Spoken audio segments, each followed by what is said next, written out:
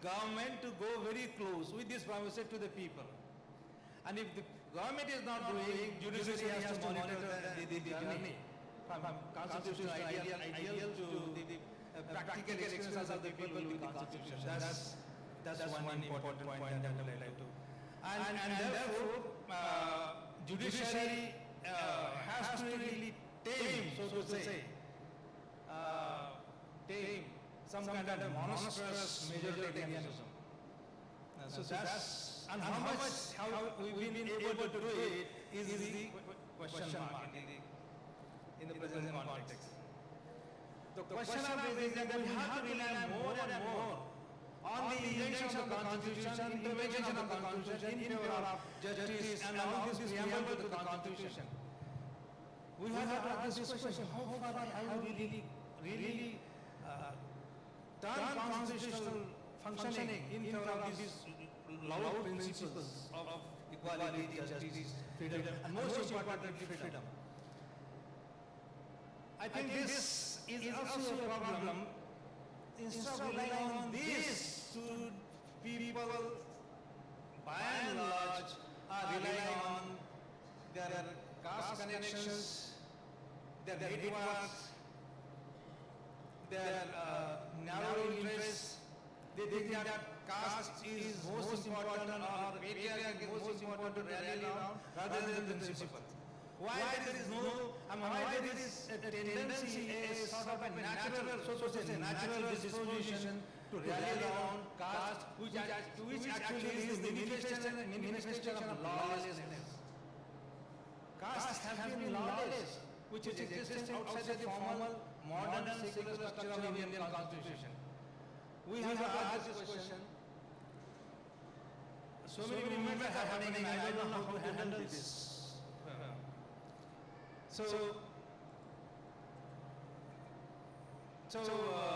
Can I continue?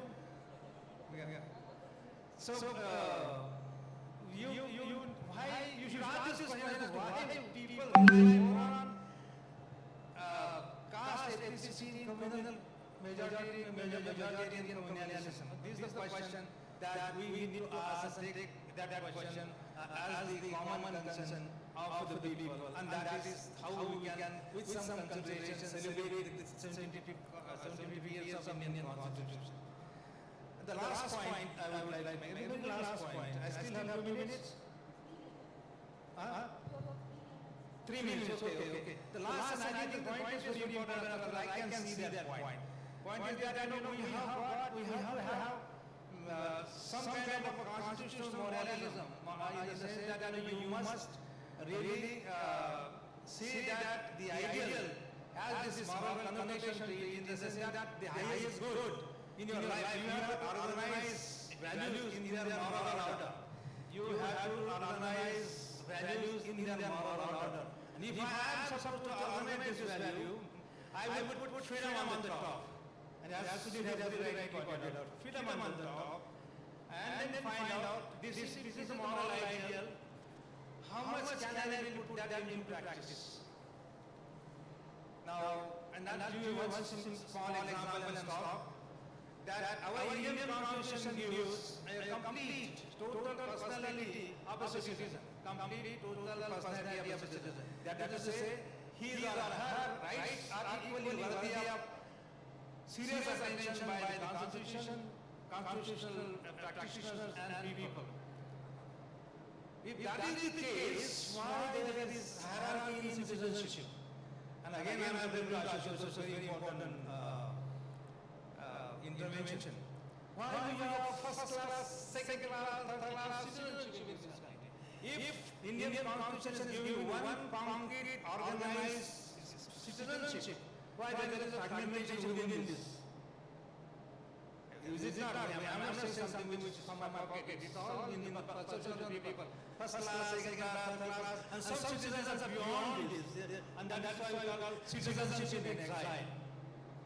This is first example. The second one is your vote is as worthy of attention, equal value. As Baba Saheb Ambedkar and his photographs all over, Baba Saheb Ambedkar said the constitutional strength is based on strength again. Based on your realization of one person, one vote, one value. One person, one value. There are no different values in one person. But that is the case. Why somebody says that I don't want your vote? Why somebody says that means my vote doesn't have that equal worth. But we have seen in Europe campaign that I just don't want your vote. This is called monstrous majoritarianism, which comes from different sources. And this actually is a serious concern we are taking into consideration in the future. I think I'll stop here. That's it. Thank you very much. Thank you, Professor Guru. Sorry.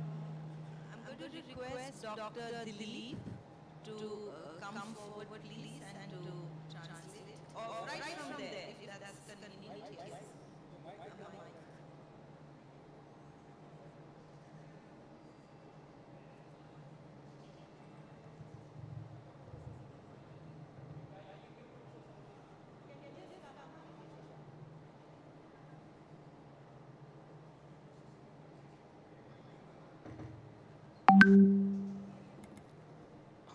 ಎಲ್ಲರಿಗೂ ನಮಸ್ಕಾರ.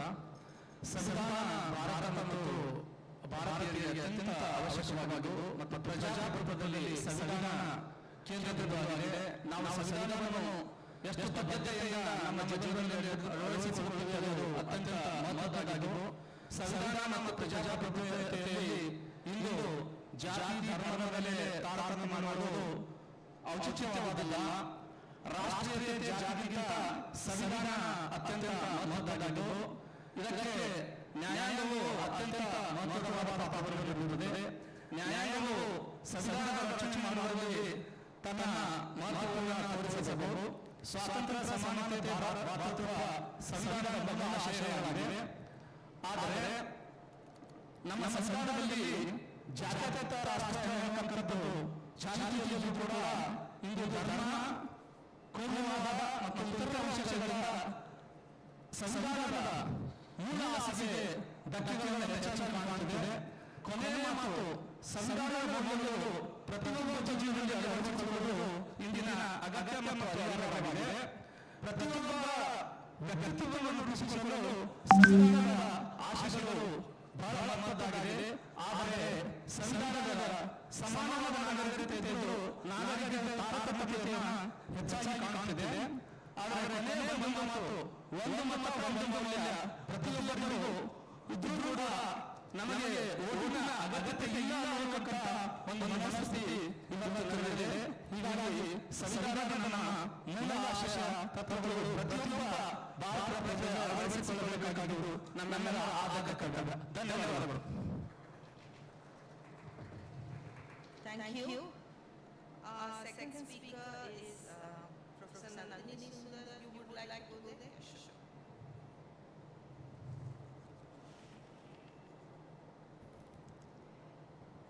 Hello everyone. Jai Hind, Johar, Namaskaram. I'm very grateful to the government of Karnataka and NSIU for organizing this and for inviting me. Because like all of you, the Constitution is something that is very dear to me.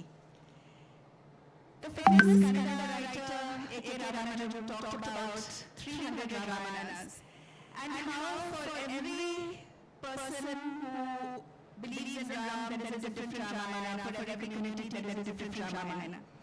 The Constitution is somewhat like that. It has a basic structure but has multiple variations across the length and breadth of the country. And for every citizen there is a different constitution based on their own experience of it in their lives, their own freedom of expression, of movement, of faith and of citizenship. The Bhils, the Adivasis of Rajasthan who sing about the constitution. Gita से न चलता है न चलता कुरान से, चलता है देश हमारा भीम के संविधान से. The country does not run on the Quran or the Gita, it runs on the constitution. The couple in Alwar who took their wedding vows on the constitution. One Vinay Kumar in Bangalore who I read about, who distributes copies of the constitution in street corners.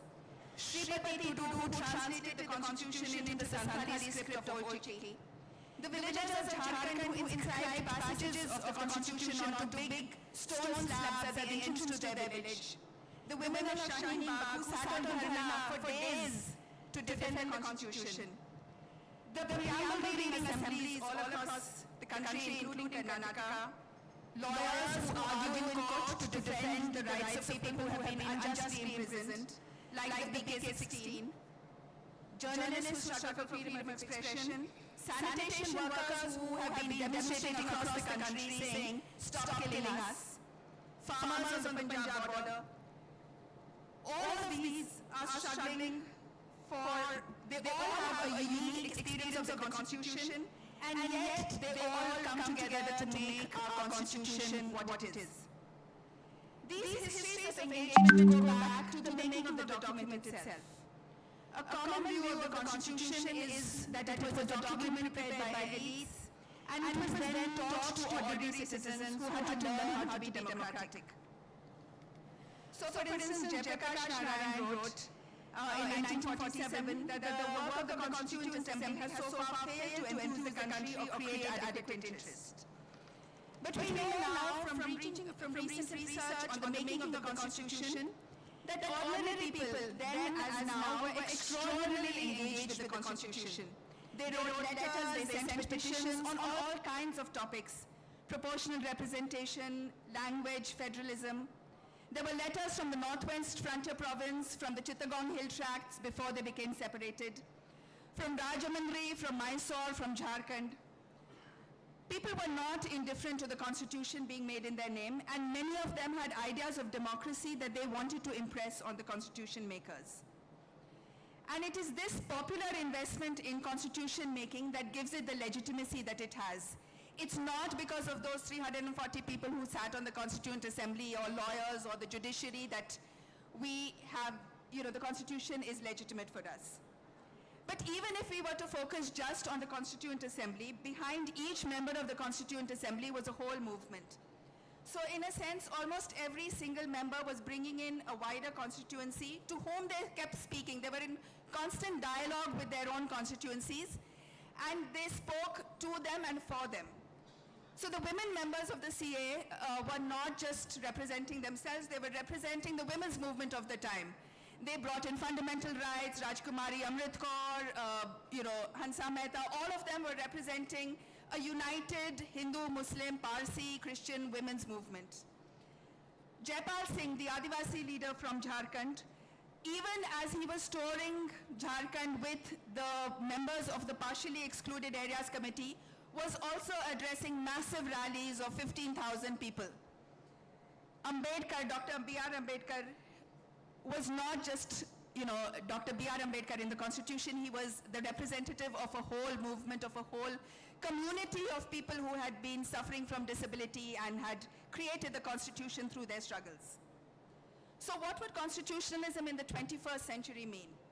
It means that we look back, as Professor Krishnaswamy said, it means that we look back and that we look ahead. We revisit the hopes and aspirations at the time of framing, seeing what could have been, also seeing what worked and what didn't work, and having the imagination and daring to think of new ideas. Let me start by looking back to the 1931 Karachi Resolution, where the fundamental rights were first announced. Bhagat Singh and his comrades had just been executed. Gandhi had been released in prison after the Salt Satyagraha, and the Gandhi-Irwin Pact had just concluded. M.N. Roy, the communist leader, gave his list of fundamental rights to Nehru. Nehru and Gandhi discussed it, and the whole assembly passed the Karachi Resolution. What we have is a stirring document that promises, among other things, freedom of association and combination, freedom of speech and press. Now, not everything, and there are many, a lot of our fundamental rights date to that Karachi resolution. Unfortunately, not everything desirable from the Karachi resolution found its way into the fundamental rights in the Constitution, such as the right to primary education, which was dropped. And it came into our Constitution only much later. The Karachi resolution also spoke of a living wage for industrial workers, healthy conditions of work, all of which people are still struggling for. It asked that military expenditure to be reduced to at least 1/2 of the present scale. So there were many visionary things then that we still need to look at, to pick up on, and to work on further.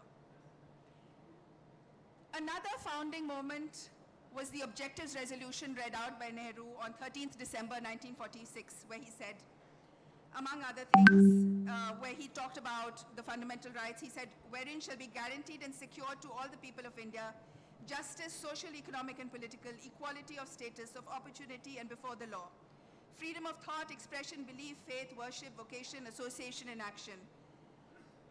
And he went on to conclude, it is by this that this ancient land attains its right groups, that the Indian Republic attained its rightful place in the world. We were Vishwa Gurus because we cared about our people, and not through false readings of history and a false sense of victimhood. Building a temple at the site of a demolished mosque is not breaking the shackles of slavery. Those shackles were already broken in 1947 and abandoned in 1950 when we declared ourselves a republic. Yet another critical moment in the making of the Constitution was Dr. Ambedkar's speech of 4th November 1948, where he talks of constitutional morality. But an equally important point he made was on the need for the form of administration and the spirit of the Constitution to be compatible. You cannot have the old colonial laws against sedition or UAPA, the old colonial machinery of the police, and a legal system which keeps people behind bars for years, and a state which centralizes all powers, and still say you are following the Constitution. We gave far too little attention to the form of administration when discussing constitutional change. And of course, again, Dr. Ambedkar's speech of 25th November 1949, where he talks about the indivisible unity of the principles of fraternity, liberty, and equality. Dr. Ambedkar had also warned us that India could lose her independence if creed or religion was put above country. The threat, as Professor Guru said, is not from outside, but from majoritarianism within. Let me end with one last significant moment in the making of the Constitution, Gandhi's last fast and his murder by the RSS and Hindu Mahasabha. People often wonder why the Constitution is not Gandhian. It is true that many people in the Constituent Assembly spoke about Gandhi, for instance, when discussing prohibition. But students of law should remember that when they try to understand the Constitution, not just students of law, but citizens, it is not to judicial judgments that we look to understand Gandhi's Constitution. It is to the various people's movements of this country, people's movements for communal harmony, to save the Constitution, for democracy, for the environment, or against displacement, movements which involve satyagraha and mass peaceful protest. Gandhi's last fast from January 13th to 18th, 1948, was to protest against the takeover of Muslim shrines. And it is this memory of Gandhi's sacrifice and his last fast that should stand in the way of any future demolitions and takeovers of the mosques and other places of worship in India. Let me just read out from Gandhi's announcement when he started his last fast. 22nd December 1947. Some 8 or 10 miles from here in Mehroli, there is the shrine of Qutubuddin Bakhtiyar Chishti. It is esteemed to be second only to the shrine at Ajmer. It is visited every year not only by Muslims but thousands of non-Muslims. Last September, this shrine was subjected to the wrath of Hindu mobs. The Muslims living in the vicinity of the shrine for the last 800 years had to leave their homes. I mentioned this sad episode to you that though Muslims love the shrine, no Muslim can be found anywhere near it. It is a duty of Hindus, Sikhs, and the officials of the government to open the shrine and wash the stain off us. The same applies to other shrines and religious places of Muslims in and around Delhi. The time has come when both India and Pakistan must unequivocally declare to the majorities in each country that they will not tolerate desecration of religious places, be they small or big. They should also undertake to repair the places damaged during riots. So in my talk today, I have tried to show three things. First, that the Constitution is embedded in our lives, in all our lives. You for attending this seminar, all of us outside, so that destroying it will not be easy. Second, the value of looking back to key moments in the Constitution as a guide to the future, both practically and conceptually. And third, the need to bring back the spirit of what Gandhi, Ambedkar, Nehru, and all the citizens of this country then and now stood for: liberty, equality, and fraternity. Just the last. It's not surprising that, like the essay 300 Ramayanas, which was removed from the syllabus of the University of Delhi where I teach, the Constitution is in danger of being blacked out today. One cannot confine Lord Ram and confine him to one temple. One cannot capture the Constitution and say that everybody else is anti-national, that in the name of uniformity and following one version of the law, everybody else is wrong, that only one group or one party or one religion owns the country. In our website on academic freedom, indiaacademicfreedom.net, we have tabulated a long list of seminars on themes like democracy or the Constitution, which have been banned by different universities. It is now time to reclaim the Constitution and to reclaim the country. Thank you. Thank you, Professor Sundar. May I request Dr. Dilip to just present a short translation? Thank you. ಜೈ ಭೀಮ್ ಜೈ ಜೋಹಾರ್. ಪ್ರಜಾಪ್ರಭುತ್ವ ಪ್ರತಿಯೊಂದು ಸಂವಿಧಾನದ ಆದಿ ಮತ್ತು ಕೊನೆಯಾಗಿದೆ. ಸಿದ್ಧಾಂತದಿಂದ ಸಂವಿಧಾನ actually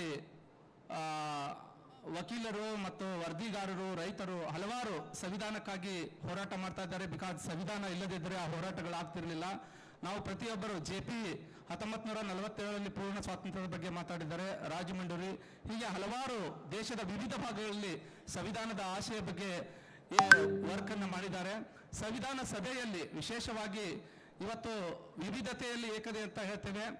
ಆ ನಿಟ್ಟಿನಲ್ಲಿ ನಾವು ಸಂವಿಧಾನವನ್ನು ನೋಡಬೇಕಾಗಿದೆ. 21ನೇ ಶತಮಾನದಲ್ಲಿ ಸಂವಿಧಾನ ಮತ್ತೊಮ್ಮೆ ನಾವು ಪುನರ್ ಅವಲೋಕನ ಮಾಡ್ಕೊಳ್ಬೇಕಾಗಿದೆ. ಇಲ್ಲಿ ಭಗತ್ ಸಿಂಗ್, ಗಾಂಧಿ, ಹಲವಾರು ಜನರು ಮೂಲಭೂತ ಹಕ್ಕುಗಳು ಅನ್ನೋದು ಬಹಳ ಇಂಪಾರ್ಟೆಂಟ್. ಫಂಡಮೆಂಟಲ್ ರೈಟ್ಸ್, ಮೂಲಭೂತ ಹಕ್ಕು. ಅದ್ರ ಜೊತೆಗೆ ನಾವು ನಮ್ಮ ಖರ್ಚನ್ನ ಮಿಲಿಟರಿಗೆ ಮತ್ತು ಇತರಕ್ಕೆ ಮಾಡೋದಕ್ಕಿಂತ ಪ್ರಾಥಮಿಕ ಶಿಕ್ಷಣ ಮತ್ತು ಮಾನವ ಕಲ್ಯಾಣಕ್ಕಾಗಿ ವ್ಯಯ ಮಾಡಿದ್ರೆ ಅತ್ಯಂತ ಅದ್ಭುತ ಆಗುತ್ತೆ. ನೆಹರು ಹೇಳಿದ ಹಾಗೆ ಜಗತ್ತಿನಲ್ಲಿ ಶಾಂತಿ ಮತ್ತು ಮಾನವೀಯತೆ ತರುವುದು ಅತ್ಯಂತ ಅಗತ್ಯತೆ ಇದೆ, ಅದು ಸಂವಿಧಾನದಲ್ಲಿದೆ. ನಮ್ಮ ದೇಶ ವಿಶ್ವಗುರು ಆದದ್ದು ಆಕ್ಚುಲಿ ಸಂವಿಧಾನದಿಂದ ಹೊರತಾಗಿ ಯಾವುದೋ ಒಂದು ಶಕ್ತಿಯಿಂದ ಅಥವಾ ಧರ್ಮ, ಮಂದಿರ, ಮಸ್ಜಿದ್ ಅದರಿಂದಿಲ್ಲ. ಸಂವಿಧಾನ ವಿವಿಧತೆಯಲ್ಲಿ ಏಕತೆಯನ್ನ ಸಾರುತ್ತೆ. 1949ರಲ್ಲಿ ಡಾಕ್ಟರ್ ಬಾಬಾ ಸಾಹೇಬ್ ಅಂಬೇಡ್ಕರ್ ಅವರು ಹೇಳುವ ಹಾಗೆ ಅಸಮಾನತೆ ಹೀಗೆ ಮುಂದುವರೆದ್ರೆ ಅಥವಾ ಅಸಮಾನತೆ ಹೀಗೆ ಮುಂದುವರೆದರೆ ಈ ದೇಶ ಇನ್ನೊಮ್ಮೆ ಸ್ವಾತಂತ್ರ್ಯವನ್ನ ಕಳೆದುಕೊಳ್ಳುವಂತ ಸಾಧ್ಯತೆ ಇದೆ. ಹಾಗಾಗಿ ಇವತ್ತು ಗಾಂಧಿಯನ್ನ RSS ಹಿಂದೂ ಮಹಾಸಭಾ ಕೊಲೆ ಮಾಡಿರ್ಬೋದು, ಆದರೆ ತತ್ವ ಸಿದ್ಧಾಂತಗಳು ಸಾಯುವುದಿಲ್ಲ. ಸಂವಿಧಾನ ಕಾನೂನು ವಿದ್ಯಾರ್ಥಿಗಳಿಗಷ್ಟೇ ಸಂವಿಧಾನ ಮಾರ್ಗದರ್ಶನ ಅಲ್ಲ, ಪ್ರತಿಯೊಬ್ಬ ನಾಗರಿಕರು ಸಂವಿಧಾನ ಮಾರ್ಗದರ್ಶನವಾಗಿದೆ. ಪ್ರತಿಯೊಬ್ಬರು ಸಂವಿಧಾನದ ಮಹತ್ವವನ್ನು ಅರ್ಥೈಸಿಕೊಳ್ಬೇಕು ಮತ್ತು ಅಳವಡಿಸಿಕೊಳ್ಬೇಕು. ಕೊನೆಗೆ 3 ಮಾತು. ಸಂವಿಧಾನವನ್ನು ಆಲ್ರೆಡಿ ಚಾಲ್ತಿಯಲ್ಲಿದೆ, ಆದರೆ 2ನೇ ಮಾತು ಸಂವಿಧಾನದ ಮಾರ್ಗದರ್ಶನ ಮತ್ತು ಪ್ರಯೋಗ, ಪ್ರಾಕ್ಟಿಕಲಿಟಿಯಾಗಿ ನಾವು ಅಳವಡಿಸಿಕೊಳ್ಳುವುದು ಅತ್ಯಂತ ಜರೂರಿಯಾಗಿದೆ. ಮತ್ತೆ ಈ ರಾಷ್ಟ್ರ, ನಾವು ಭಾರತವನ್ನ ವಿವಿಧತೆಯಲ್ಲಿ ಏಕತೆಯಲ್ಲಿ ಕಾಣುವುದರಲ್ಲಿ ಸಂವಿಧಾನದ ಆಶೆಯನ್ನು ಅಡಗಿದೆ ಎನ್ನುವಂತ ಮಾತುಗಳನ್ನು ಆಡಿದ್ದಾರೆ. ಅವರಿಗೆ ಧನ್ಯವಾದಗಳು. ನಮಸ್ಕಾರ. Thank you, Dr. Dilip. I welcome Dr. Tarunab Khaitan, who's joined us remotely. Hello. No, he's here. Yeah, we sit here. Yes, yes. Over to you, Professor Khaitan. Thank you very much, Nirmala. I hope you can hear me. I am very grateful to the government of Karnataka and to the NLS for this kind invitation, and also my deep apologies for not being able to be present in person. It's a good segue for my presentation to follow Professor Guru and Professor Sundar, because what I'm going to speak is pretty much complementary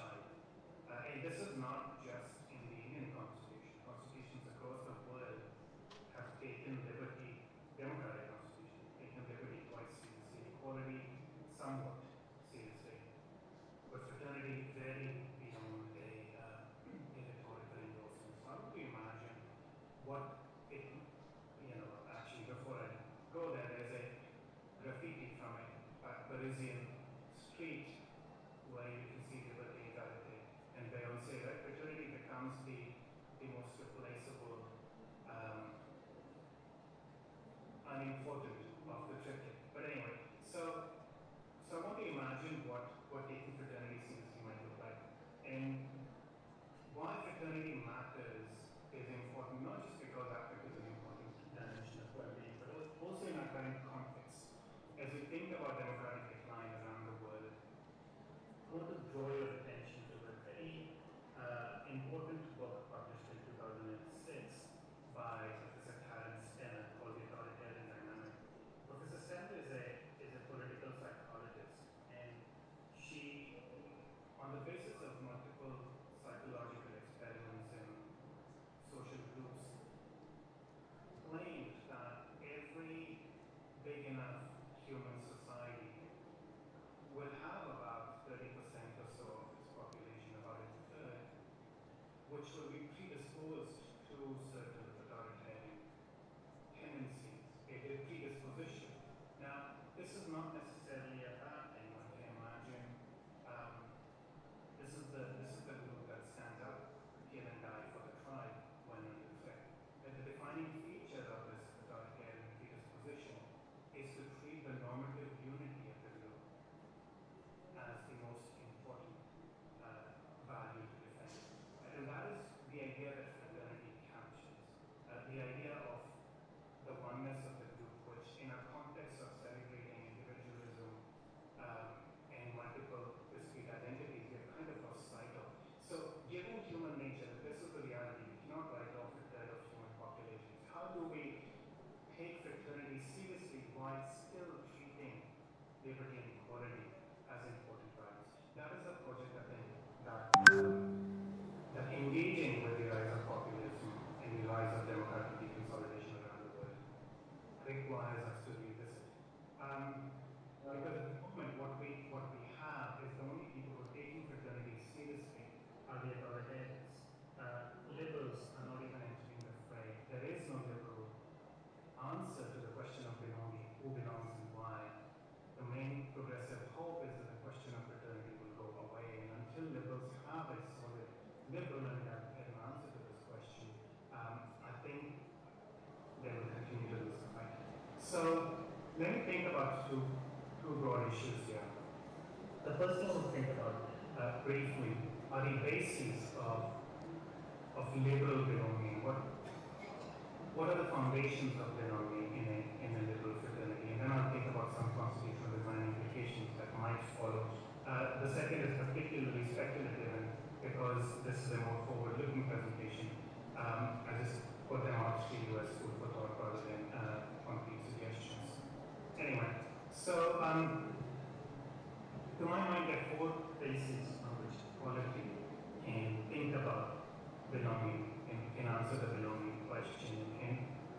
And a non-starter in my view for any liberal economic fraternity is identity.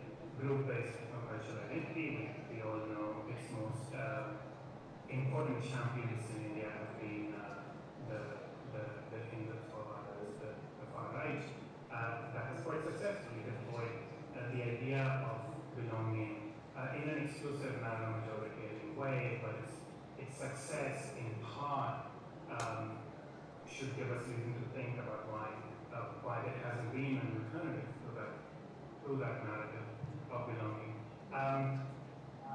There have been attempts to think about the belonging question in liberal thought as well. Someone like David Miller has talked about liberal nationalism, but to my mind, that remains a non-starter. I just don't think that if you're committed to equality, you can track ethno-cultural identity as a basis of belonging. The second idea, which we've heard echoes of in the previous two presentations, but articulated by Habermas in the German context of the idea of constitutional rituals, which is belonging based on values. Its main defect, perhaps, is its operationalization.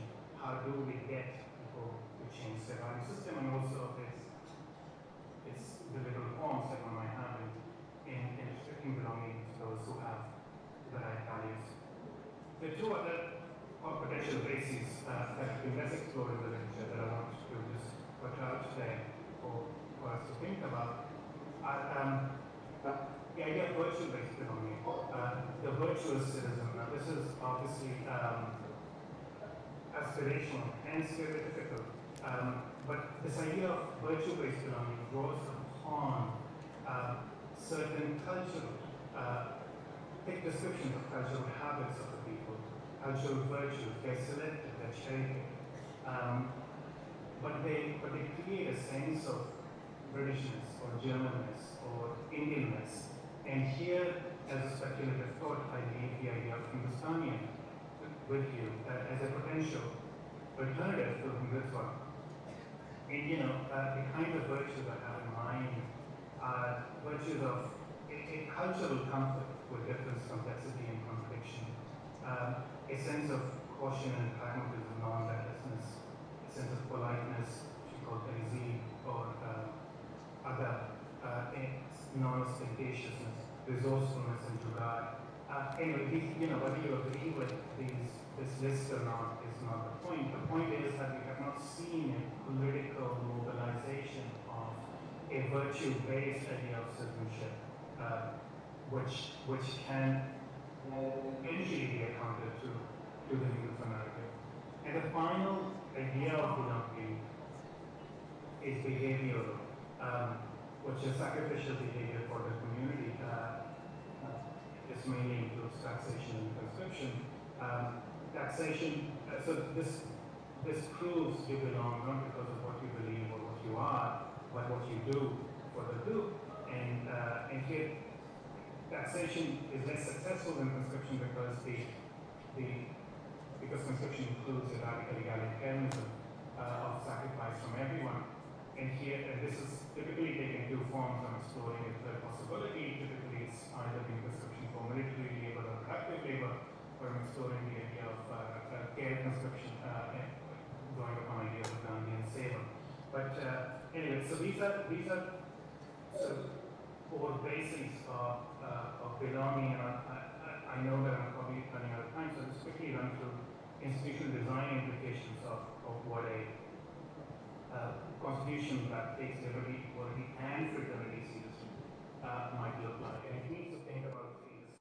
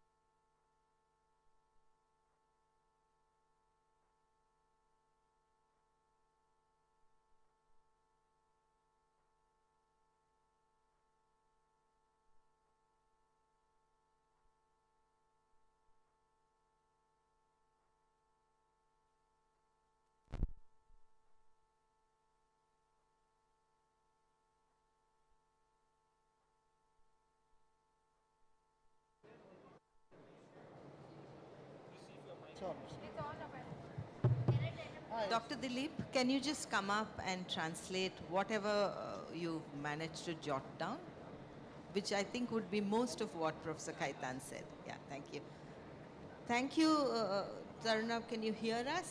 Thank you. You know, we lost you in the last minute, but I think we got pretty much 95% of your talk. Yeah, thank you. It's being translated now.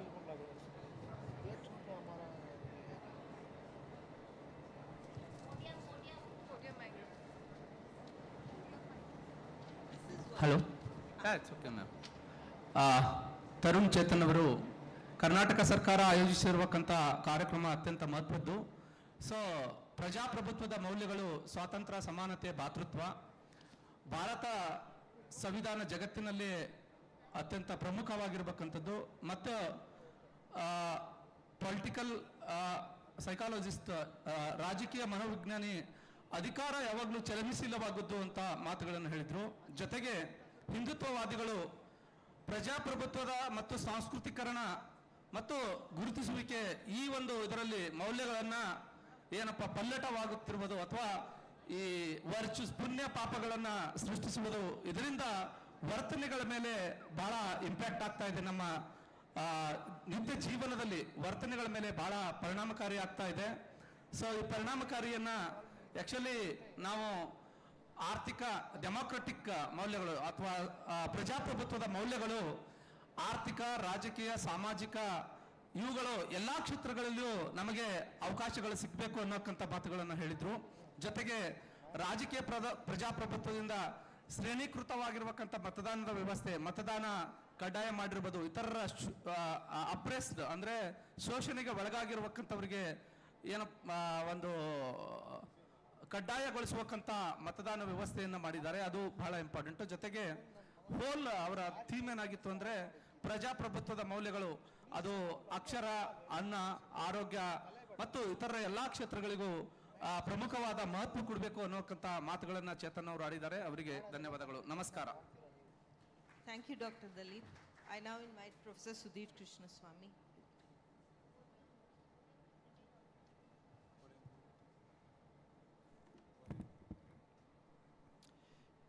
So may I begin by thanking all the panelists for sketching in very different ways of thinking about the 75th anniversary of the Constitution. So I'm not going to try to summarize, though I come in last on the panel, I'm not going to try and summarize on what the other panelists have said, but I will try and pick up some strands in a particular way and build on it. When we think of the 75th year of the Constitution, and we think it calls for a celebration, there is a way in which we think or we project the Constitution as if it were a perfect and complete document. That the Constitution says all there is to say about our public life and politics, and the Constitution is the last word on all aspects of public life and politics. Today, on the 75th year, I think that we must seriously confront the idea that our Constitution may be incomplete and imperfect in some ways. And I'm going to try to, as a matter of reflection, try and emphasize some ways in which, some directions in which we might think about this problem. First, what was the Constitution meant to create? Was it meant to create the state? I think there is no doubt that the Constitution has created the institutional structure of the post-colonial state in India. This structure, the legislatures, the executive branch, the judiciary, has been sketched in elaborate detail with the constitutional grammar that Professor Nandini Sundar referred to, which Dr. Ambedkar called a constitutional morality. So our Constitution is very detailed about the institutions of state. It also mandates that this state must follow the rule of law on the one hand, and that this state must be governed by democracy. These three things are clearly written and sketched out in the Constitution. Professor Tarunab Kaitan has talked about the varieties of democracy, how do we count the vote, and so on and so forth. Certainly we can think about those problems, but the Constitution of 1950 already sketches the state in considerable detail. Does the Constitution sketch the contours of the nation? And I want to make this distinction between the nation and the state, because on the imagination of the nation, the Constitution of India 1950 is surprisingly silent. It doesn't tell us what the history of pre-colonial India is.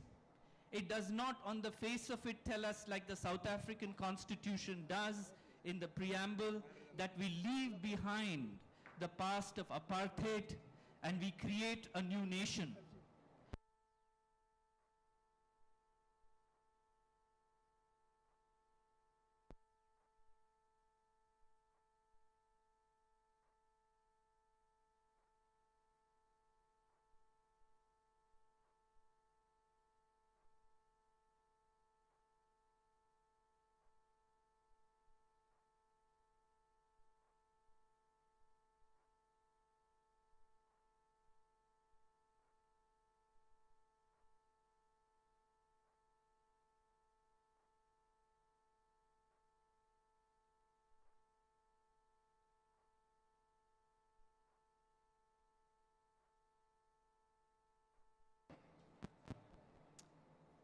Let me check.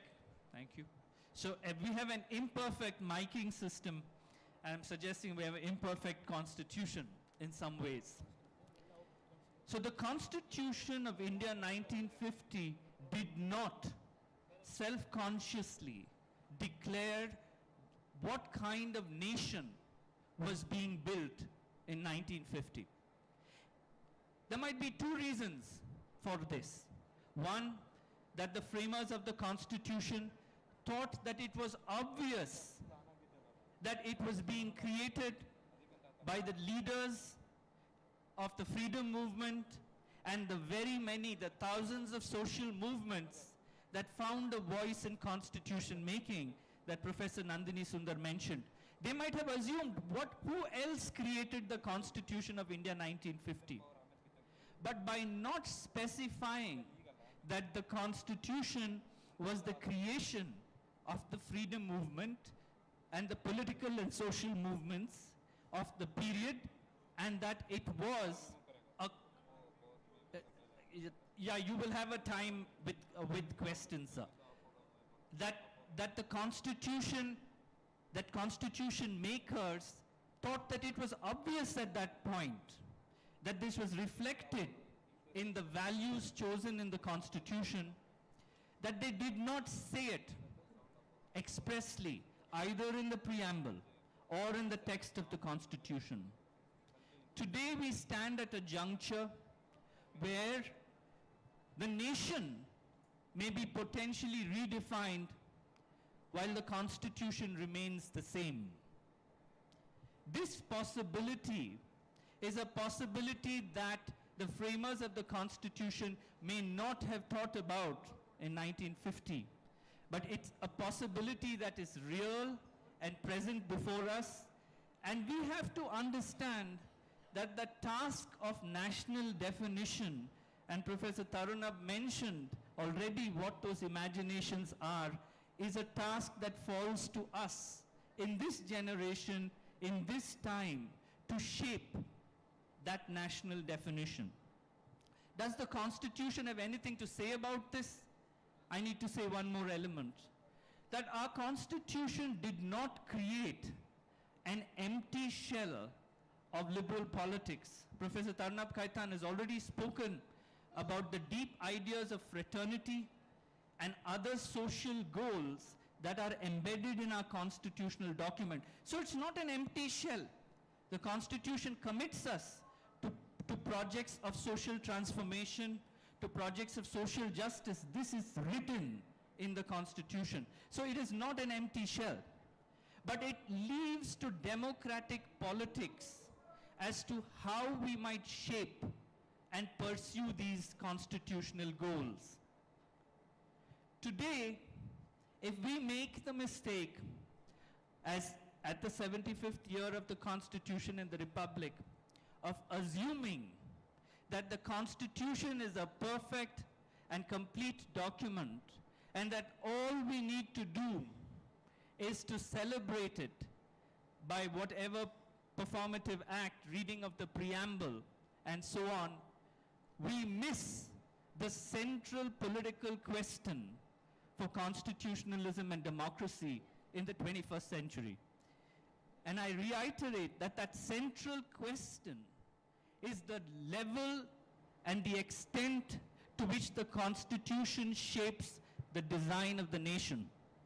And this question, the definition of the nation, will shape the 21st century in India. I'll say one last thing. When I say that the Constitution is imperfect, I am not suggesting that Constitution makers thought, made a mistake. Professor Nandini Sundar already referred to Dr. Ambedkar's speeches in the Constituent Assembly just before the Constitution was adopted. But I'm going to refer to a different speech, not a speech that Professor Sundar referred to. And that is the speech about the place of democracy.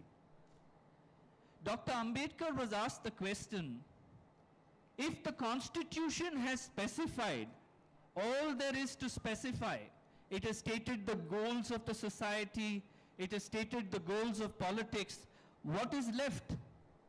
There's nothing left for democratic politics to do. And Dr. Ambedkar replied that no constitution can close the domain of politics. It cannot be that once we write a constitution for any society at any point in time, that all the domain for electoral politics and representative politics is over. There's nothing to do. That is a mistake. Constitutions must be written in a way that they allow for different kinds of democratic politics to emerge and thrive. And so, the contest that we see today on the 75th year of the Constitution of the Republic is one that was well understood in 1950 when we adopted the Constitution. And it's one that must be joined, and this conference is an example of the kind of deep immersion and understanding that we should create around the Constitution. Let me stop then and hand back to Professor Kamala.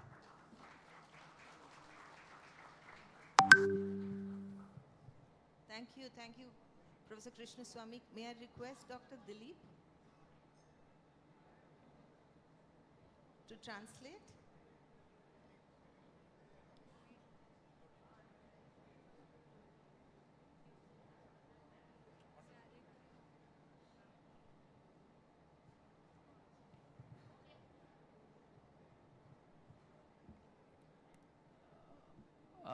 Professor Sudhindra sir ಅವರು ಭಾಳ ಅಚ್ಚುಕಟ್ಟಾಗಿ ಸಂವಿಧಾನ ಎಷ್ಟು ಮಹತ್ವದ್ದಿದೆ ಮತ್ತು ಸಂವಿಧಾನದ ಆಶಯಗಳೇನು, professor ಸುಂದರಿಯವರ ಮಾತುಗಳನ್ನು ಇಟ್ಕೊಂಡು ಸಂವಿಧಾನಕ್ಕೆ ಎಂಥ ಅದ್ಭುತವಾದ ಆಶಯಗಳಿದೆ ಅದನ್ನು ನಾವು ಹೇಗೆ ಅಳವಡಿಸಬೇಕು ಅನ್ನೋಕ್ಕಂಥ ಮಾತುಗಳನ್ನು ಆಡಿದ್ದಾರೆ. ಸೊ ಅವರಿಗೆ ಧನ್ಯವಾದಗಳು.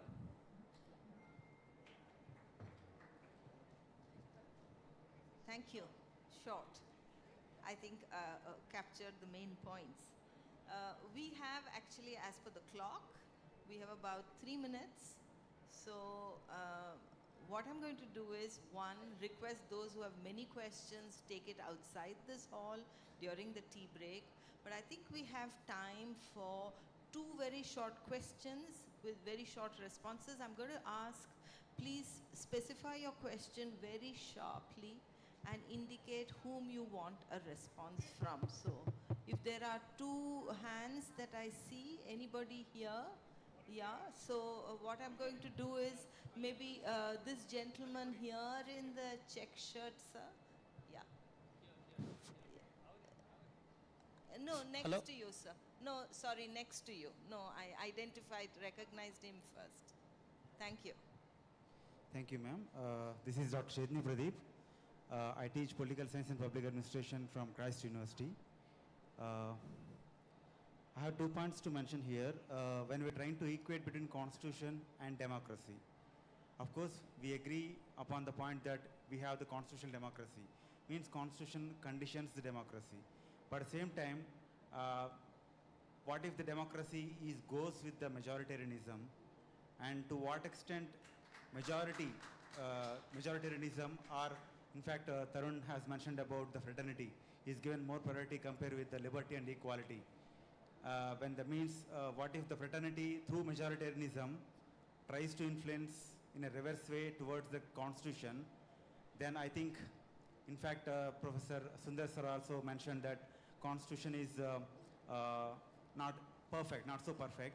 So precisely my point here is that we can't say that everything is perfect for a simple reason that constitution itself provides provision to amend the constitution through constitution article 368 clearly indicates that it is not complete. That is one Yeah. point we need to understand. Right. Second So thing, your points, I think you should just conclude okay, with. my point here If is it's that just a comment, I'm not even going to turn Yeah, it over yeah, to the yeah. panelists. so my Just observation here is that through majoritarianism, to what extent constitution is going to be continued. In that way, we have article 316, the article 13, which is guardian of fundamental rights.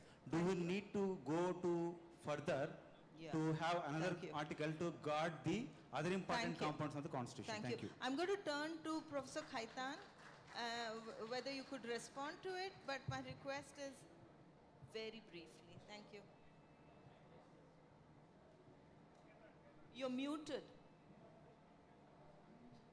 Okay, I'm sorry. Yeah. Yeah. Go ahead.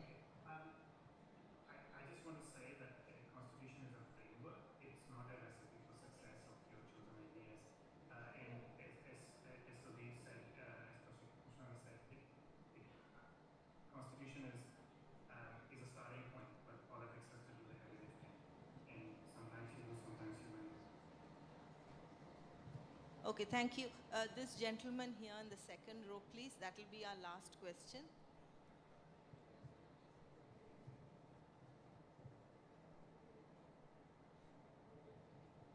Thank you very much.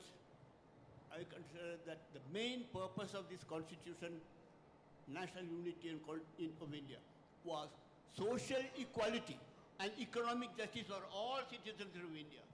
Why it has not happened in the last 75 years? This is my question. Who is responsible? Can anyone answer? Who would like to take that? Would you like to? Professor Gopal?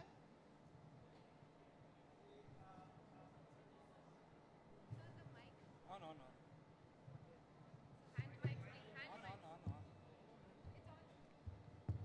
I think I would like to quickly respond to. No more I think. questions. No more questions. Let me speak and then you can speak later on. Now, this social justice is important, as you very rightly said, and that is what we should really focus our attention on. But the point Professor Sudhir Krishnaswamy is raising is important, and I would like to engage with him. Now, what is the adequacy of the criticism, and against whom are we criticizing? This one question. Now, the question in this country is today that whatever is given in the Constitution, is it really adequate to answer the Constitution which is in the minds of the people, the Manuvadi Constitution? If our Constitution is actually sufficiently responding to that kind of a Constitution, then we should actually think about it at the moment and not actually think about incompleteness is fine. No document is actually perfect. And that is what Baba Saheb Ambedkar said. But you know, every improvisation in Constitution has to move in terms of the in terms of the realization of higher goals of freedom, equality, dignity. So our focus of criticism has to be in terms of this realization of the goals. Thank Well- you. Thank you. Since you mentioned Professor Krishnaswamy, I'm going to allow him to just respond. Yeah. If we think about the problem of defining what the constitutional direction is, we, all of us here in this room, have to better understand our constitutional history, by which I don't mean just the 3 years between 1947 and 1950 when the Constituent Assembly debated the Constitution. We clearly need to understand that. But we have to understand that the Constitution of India 1950 was produced by 100 years of political struggle that came before it. If we don't understand, and that I'm going to Professor Gopal Guru's point, that it is produced by that social ferment and that political struggle, then we tend to think of the Constitution as if it was a magically produced document. Right? How is it that we wrote what we wrote? I don't think that the choices made in the Constitution in this sense are accidental choices. They were very deliberately chosen options. There were many options. Now, not every option might be the perfect option, but those options were chosen as a product of 100 years of political struggle that came before 1947. And I think that kind of understanding of our Constitution is what is necessary if we are going to critically ask what is an improvement. You asked that question, sir. Professor Gopal Guru said, what is an improvement of the Constitution? What is an improvement of the Constitution can be one that better advances the 100 years of political struggle that made the 1950 Constitution. That's the perspective and the measure of change. Thank you. Sir? Thank you. Sir, if you don't mind, because we're way over time, I'm going to request you to discuss with whomever you want to outside, but I want to thank all the speakers today, all the 4 speakers today, Dr. Dilip for his translation, because I think this has set out so many important questions which I'm sure in the sessions that are going to follow and in the other parallel sessions that happen. So this is sort of like setting the agenda, as it were, for this day and tomorrow to come, and actually outside this room even more importantly. So let me just, by virtue of just moderating this discussion, just invite all of us to take part in what is probably a very historic time for us in this country and for our children and the future going forward. Thank you.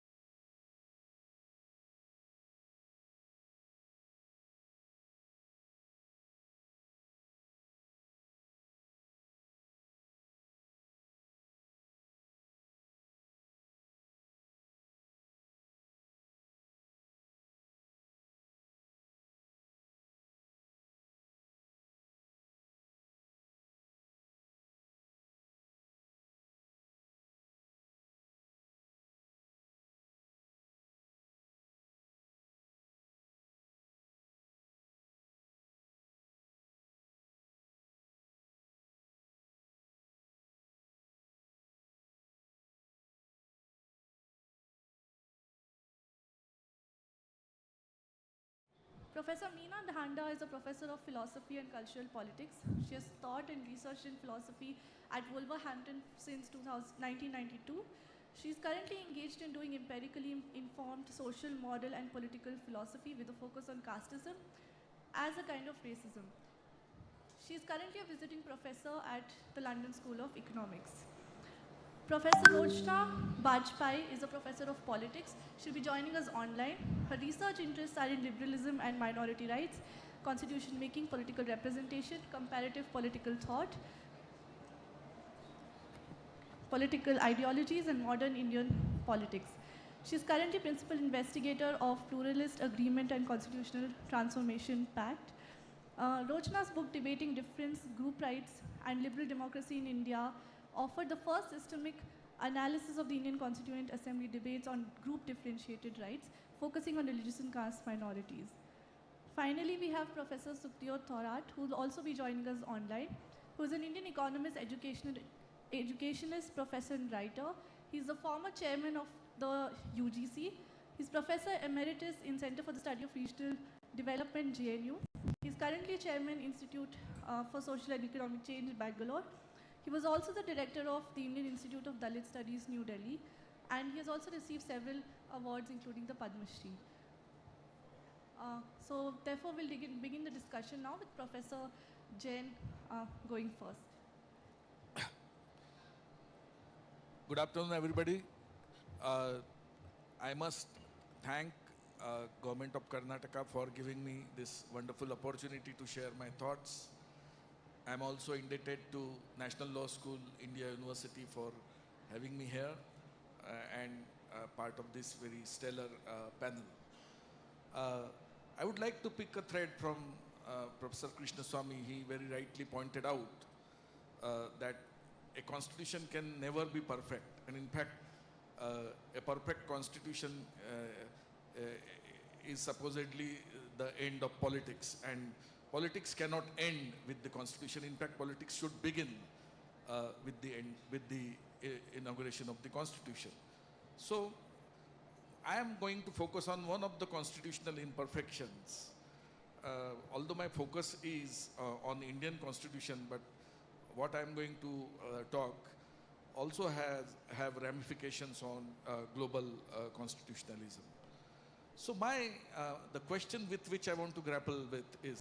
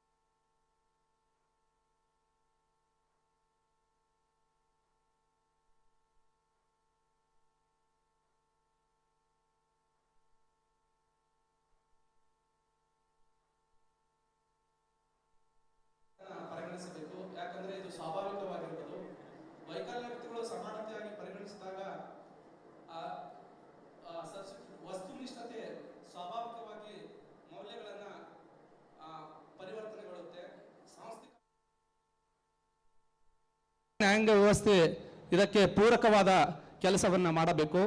ವೈಕಲ್ಯತೆಯು ವೈದ್ಯಕ ಸಮಾನತೆ ಎನ್ನದೇ ಅದು ಸಾಮಾಜಿಕ ಸಮಸ್ಯೆ ಎಂದು ಪರಿಗಣಿಸಿ ಅದಕ್ಕೆ ಕಾರಣ ಮತ್ತು ಪರಿಣಾಮಗಳನ್ನು ತಿಳಿಸಬೇಕು. ಇದರೊಂದಿಗೆ ಇಂತಹ ಸಮಸ್ಯೆಗಳಿಗೆ ಸೂಕ್ತವಾದ ಪರಿಹಾರ ನೀಡಬೇಕು. ವಿಶ್ವಸಂಸ್ಥೆಯು ಈ ಕುರಿತು ಹಲವಾರು ವಿಷಯಗಳನ್ನು ಚರ್ಚಿಸಿದೆ. ಅದನ್ನು ಪರಿಗಣಿಸಿ ನಾನು ಕರ್ನಾಟಕ ಸರ್ಕಾರಕ್ಕೆ ಮನವಿಯನ್ನು ಮಾಡಿಕೊಳ್ಳುತ್ತೇನೆ. ಕೇಂದ್ರ ಸರ್ಕಾರಕ್ಕೆ ಈ ವಿಷಯವನ್ನು ಮನವರಿಕೆ ಮಾಡಿ ಅಂಗವೈಕಲ್ಯ, ಮಾನಸಿಕ ಮತ್ತು ದೈಹಿಕ ಅಂಗವೈಕಲ್ಯಗಳಿಗೆ ಸೂಕ್ತವಾದ ಪರಿಗಣಿಸಿ ಇದನ್ನು ನ್ಯಾಯರೂಪ ಒದಗಿಸಿದರೆ ಇದಕ್ಕೆ ಅರ್ಥ ಬರುತ್ತದೆ ಎನ್ನುವಂಥ ಮಾತುಗಳನ್ನು ಸವಿಸ್ತಾರವಾಗಿ ಪ್ರಚುರಪಡಿಸಿರುವ ಪ್ರೊಫೆಸರ್ ಜೈನ್ ಅವರಿಗೆ ಧನ್ಯವಾದಗಳು.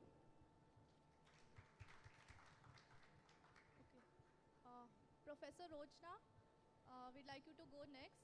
And the point that I was trying to make was Professor Jain was highlighting how there is this radical other versus natural difference, and that was making me think about group versus individual, and that is something that Rochna ma'am specializes in. So if you can take it from there and highlight on that aspect.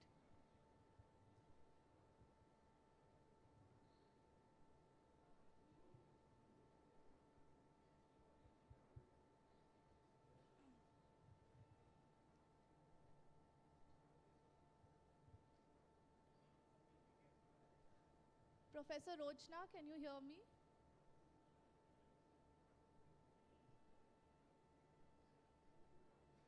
You're muted, you're muted.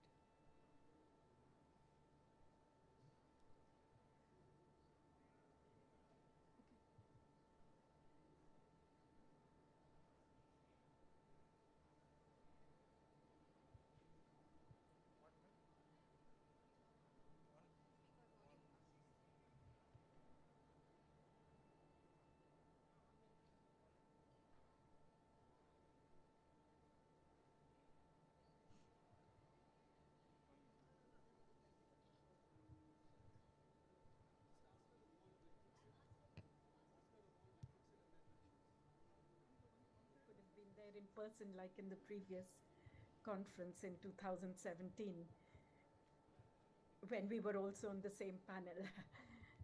And that was, on Dr. Ambedkar's contribution to constitution making. Please go ahead, I think they are listening to you. Yeah. I see. Right, I didn't realize that.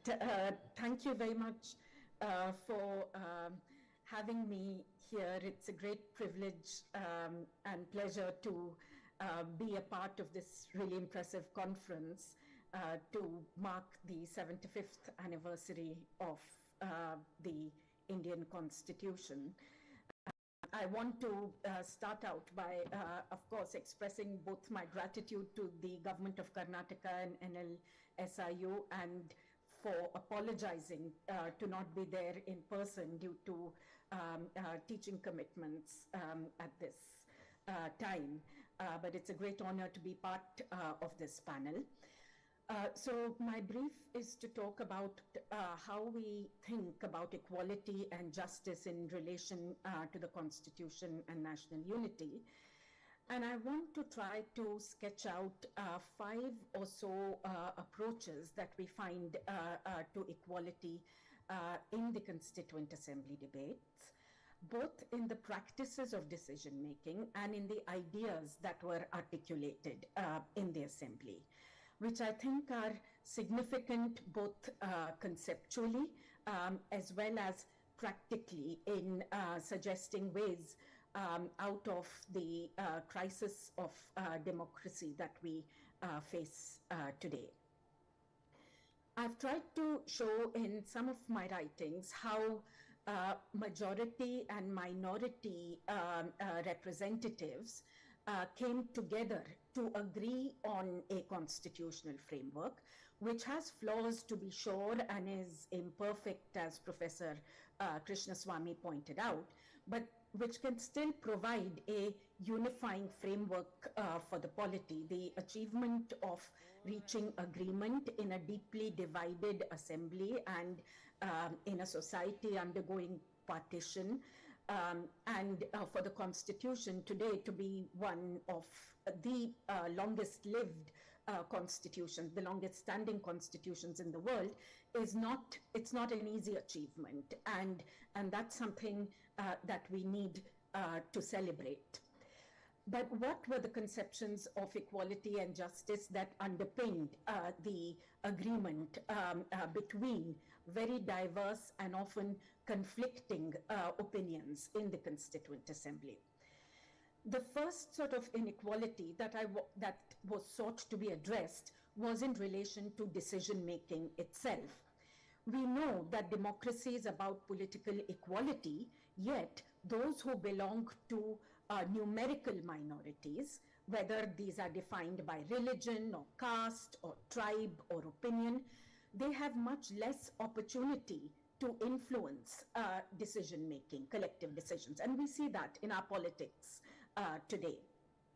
However, unlike today, during constitution making, there was some attempt, however imperfect, to address this inequality between majority and minority opinion in decision making. In particular, on questions relating to marginalized groups and minorities, including reservations, the leaders in the assembly did not make decisions based on majority voting, but sought to consult with the range of opinion in the group concerned. Now, this involved negotiation, give and take, what some people don't like, which is the term compromise, but it involved negotiations in which both sides, the more powerful majority opinion as well as minority opinion, gave up some of their first preferences to agree to a constitution which we continue to celebrate in our midst.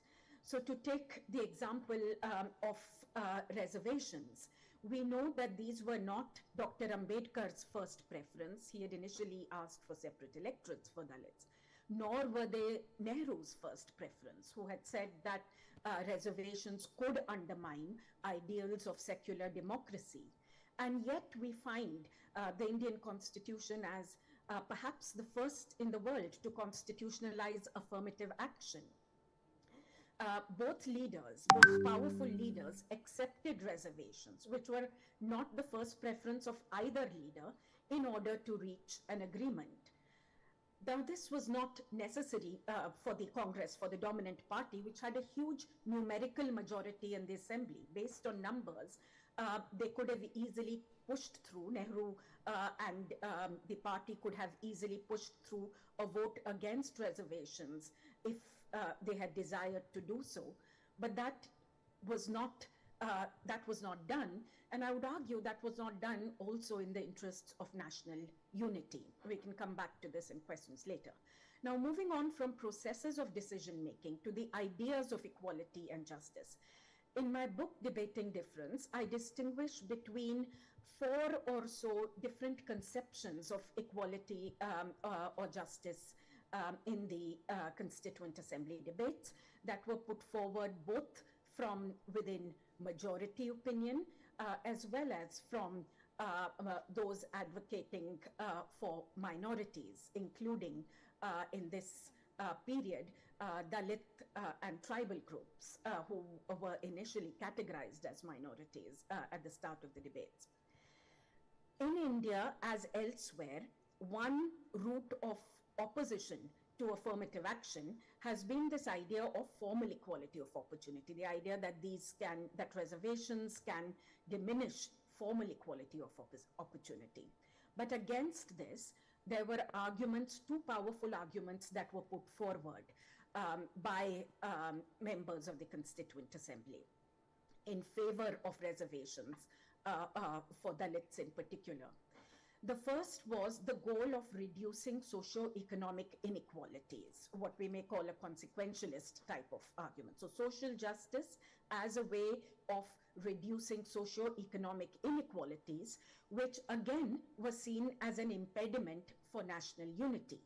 So one of the arguments that was made by majority opinion, including many upper caste members of the Constituent Assembly, was that that the creation of a more equal society, a more just society in the future required special provisions, even if this detracted from equality of opportunity for all individuals. Reservations were required to enable the realization of a more just society in the future, one that was more equal. Sorry, how much time do I have? About 2 minutes. Oh, right. A second argument was in terms of compensatory justice. And again, we find many members, many upper caste members speaking of the sins of forefathers to make the claim that the current and future generations of upper castes should pay the costs for this in the form of reservations. Now, there were two further arguments based on equality that we find from advocates for stronger provisions for Dalits and lower castes. One was the idea of social justice as fair equality of opportunity for all individuals, as distinct from formal equality of opportunity. And we find such arguments being put forward by S. Nagappa, by other members of the Constituent Assembly that emphasize that there wasn't a level playing field for members of disadvantaged groups, and that social justice as fair equality of opportunity required reservations.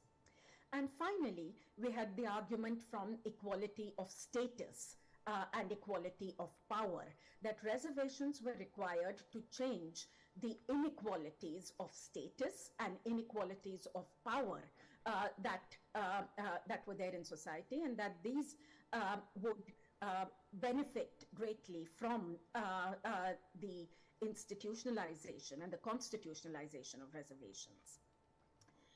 I want to just conclude by a speech of Dr. Ambedkar, which some of which has been cited in the previous session, but which is an important one for us to recall today. And it's one which links democracy to liberty, and which says that however well-intentioned our leaders may be, however far-sighted they may be, in a democracy we all are equal politically, and that requires us to think for ourselves and to not put our liberties at the feet of a dictator, no matter how well-intentioned or far-seeing they may be. In this, as in many other areas, Dr. Ambedkar was much ahead of his time in anticipating the crises of democracy that we witnessed today. Thank you very much. Thank you, Professor Rochna. We'd like the translator to please translate what Professor Rochna just said.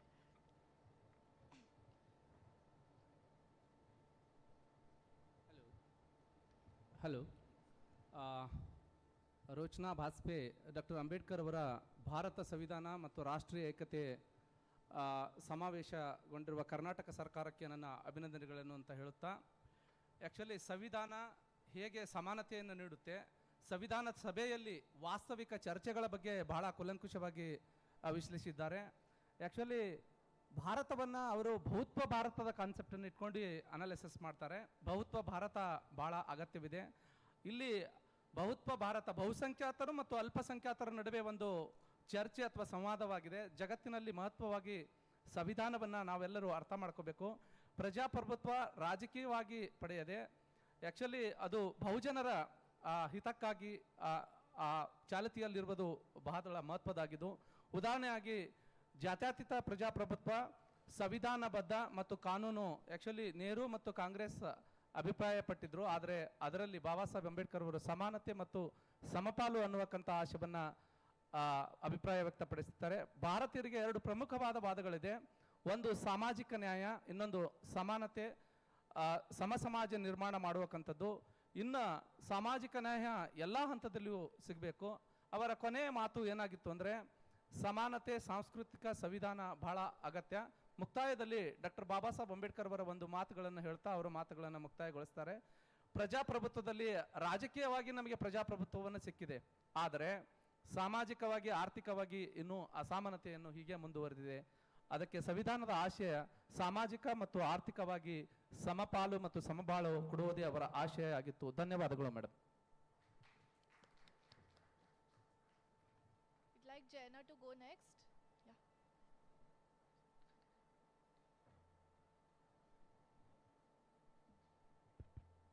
Thank you. I'd like to thank the organizers for inviting me to this panel and this conference. It's my honor to be here with the other speakers and especially to be speaking on the topic of equality, which has often not been focused upon when we talk about constitutional development. So I'm glad that there is this panel today. So the panel is titled Ensuring Equality and Equity, and that is the area that I would like to focus on today. And I think in some ways I will be developing on both what Dr. Jain and Dr. Bajpai briefly mentioned in their presentation as well. So often, I mean, the Constitution speaks about equality, but often equality and equity are often used together, sometimes interchangeably, when we discuss equality. And so why is that? Often in movements, in social movements, from the women's movements, feminist movements, Dalit movements, often the term equity is preferred. We've often heard some of the conversations saying that we don't want equality, we want equity. And so what is this confusion, and how do we disentangle this confusion between equity and equality? Are they the same? Are they different? And what are the ideas behind these concepts? I think initially I'd like to go back to equality.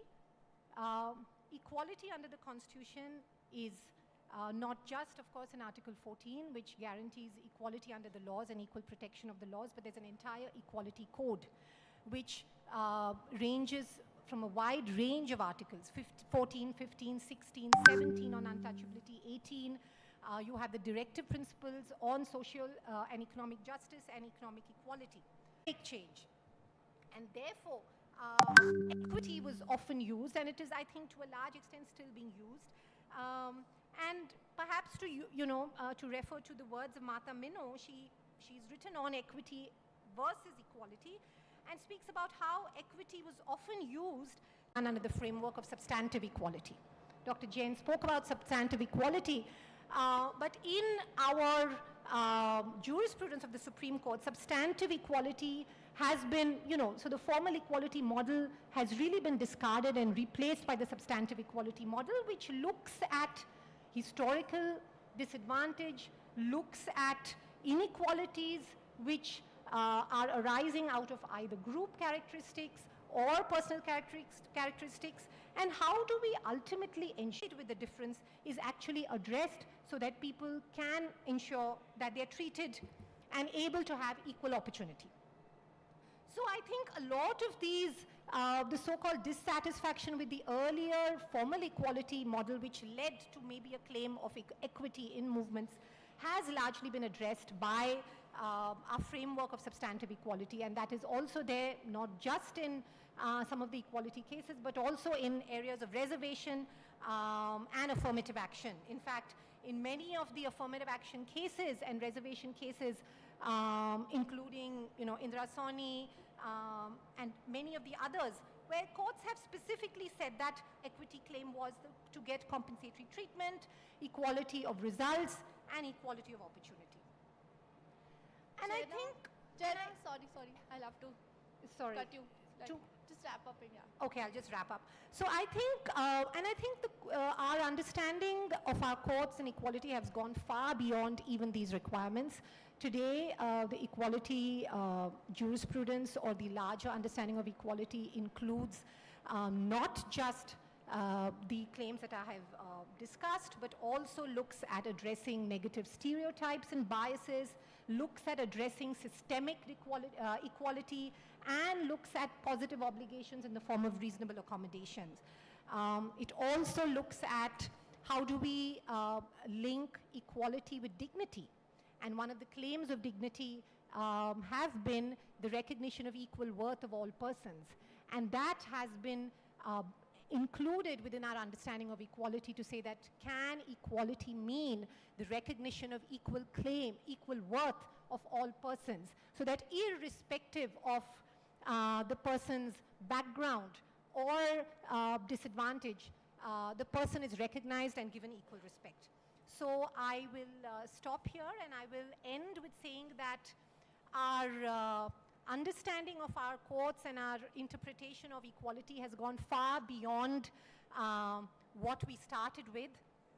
We are now at a place where we have a very strong and robust interpretation of equality, and that is something we need to take forward, going forward by maybe even looking at a legislation that addresses equality and non-discrimination and takes many of the challenges of the Constitution forward. Thank you. Thanks, Jenna. Now we'll request for the translation.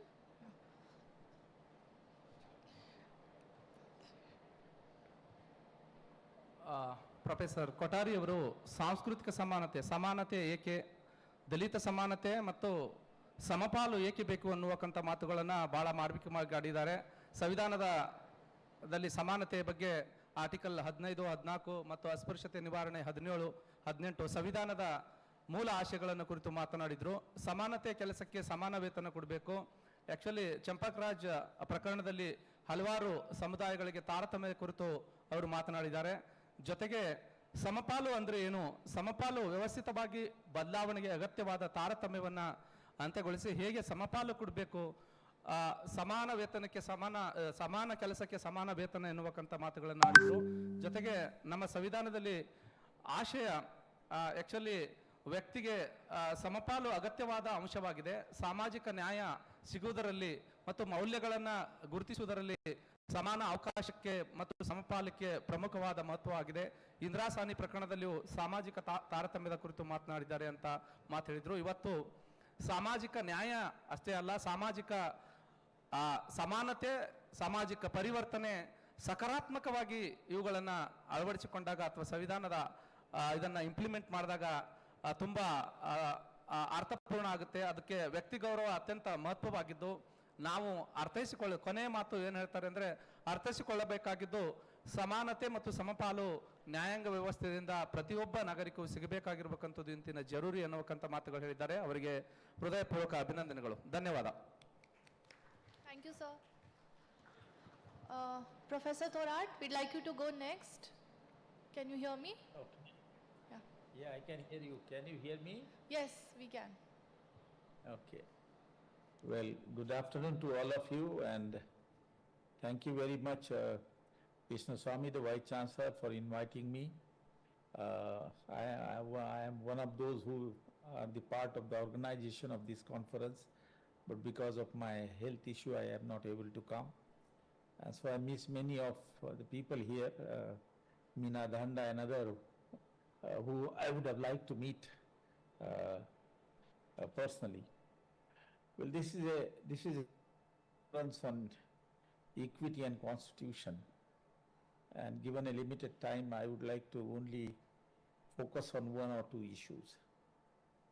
I think the Indian Constitution has a provision about equity and equality and non-discrimination, which is, in my view, is very strong. Now you both decide amongst yourselves. I don't mind. Oh, sorry, I was invited. Was there any problem? No, we lost you actually there for was some a time. blip, but you can continue. I will start after you finish. No worries. Okay, so you can continue, and then we'll come back. Oh, I should continue. Yes. Okay. We lost Well, network. You asked me to speak, that is why I began to speak, yeah. So what I was saying is that the Constitution is very strong in terms of making provision about equality before law, opportunity, non-discrimination, it banned untouchability in the fundamental right itself, and make it a matter of punishment, which resulted into the Untouchability Offence Act of 1955 and later on Atrocity Act of 89. So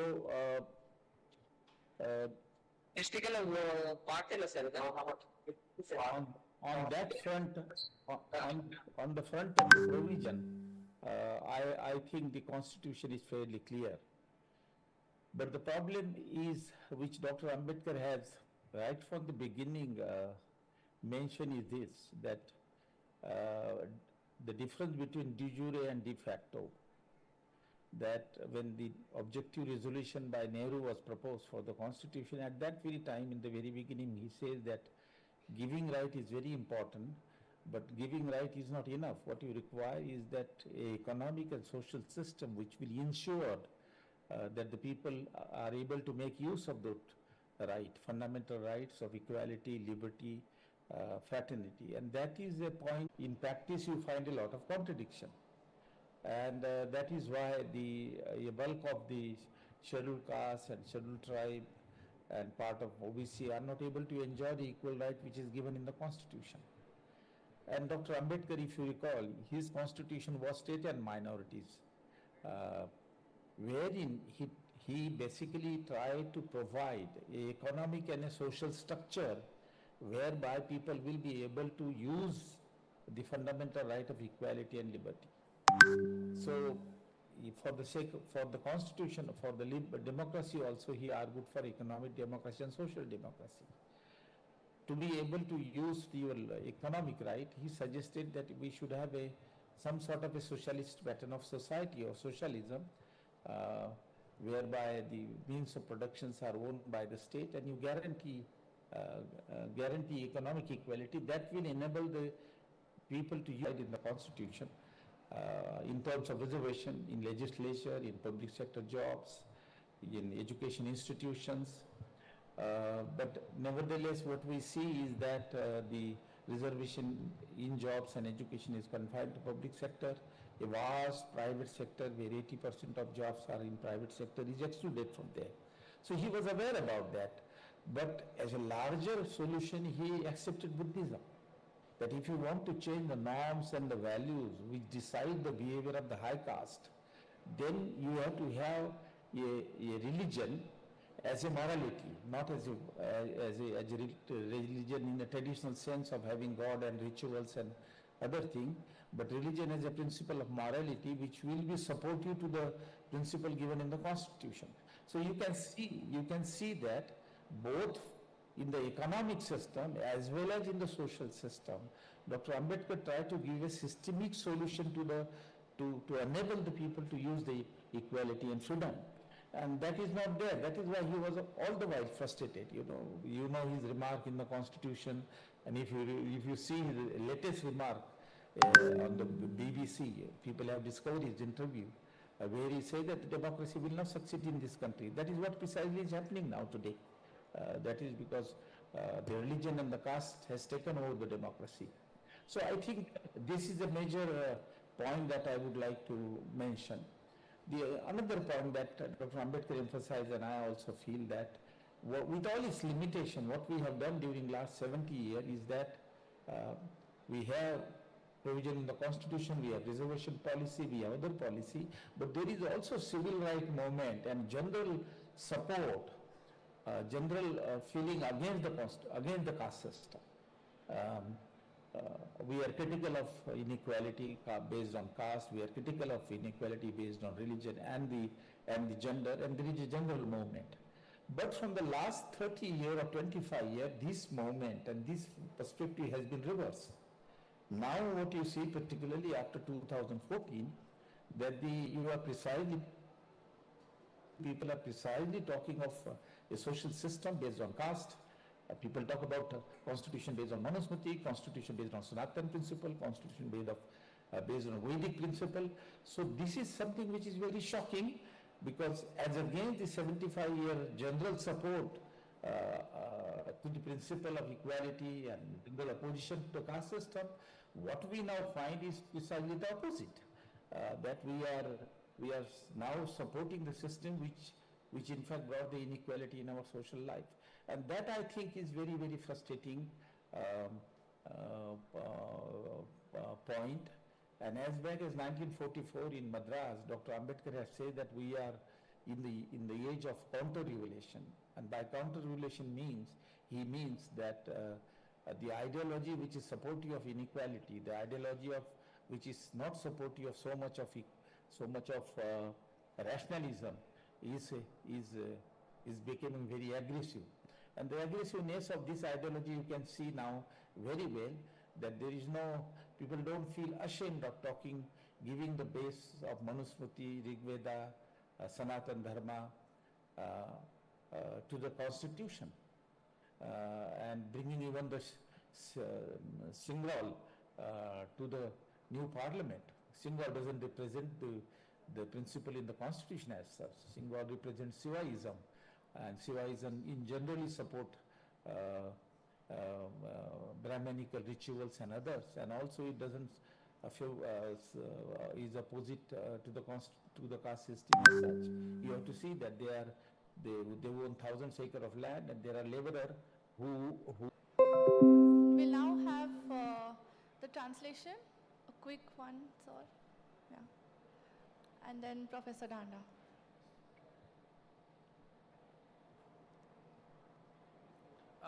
professor Sukhdev Thorat sir ಅವರ ಮಾತುಗಳಲ್ಲಿ actually ಹಲವಾರು ಕಾನೂನುಗಳಿದೆ. ಅದರಲ್ಲಿ 1989ರ SC/ST ಆ್ಯಕ್ಟ್ಗಳಿರ್ಬೋದು ಮತ್ತು ಬೇರೆ ಬೇರೆ ಕಾನೂನುಗಳಿದೆ. ಹಕ್ಕುಗಳು ಕೊಡುವುದು ಅತ್ಯಂತ ಮಹತ್ವದಾಗಿದೆ. ಸಮಾನತೆಯನ್ನು ಆ್ಯಕ್ಚುಲಿ ಖಾತ್ರಿಪಡಿಸುವುದು SC/ST, OBC ಆ್ಯಂಡ್ ಮೈನಾರಿಟಿಗಳಿಗೆ. ನಾಗರಿಕ ಯುದ್ಧ ಎನ್ನುವಂಥದ್ದು ಅದು ವಿತಿನ್ ನಡೆಯುವಂಥ ಇದು ಇದೆ.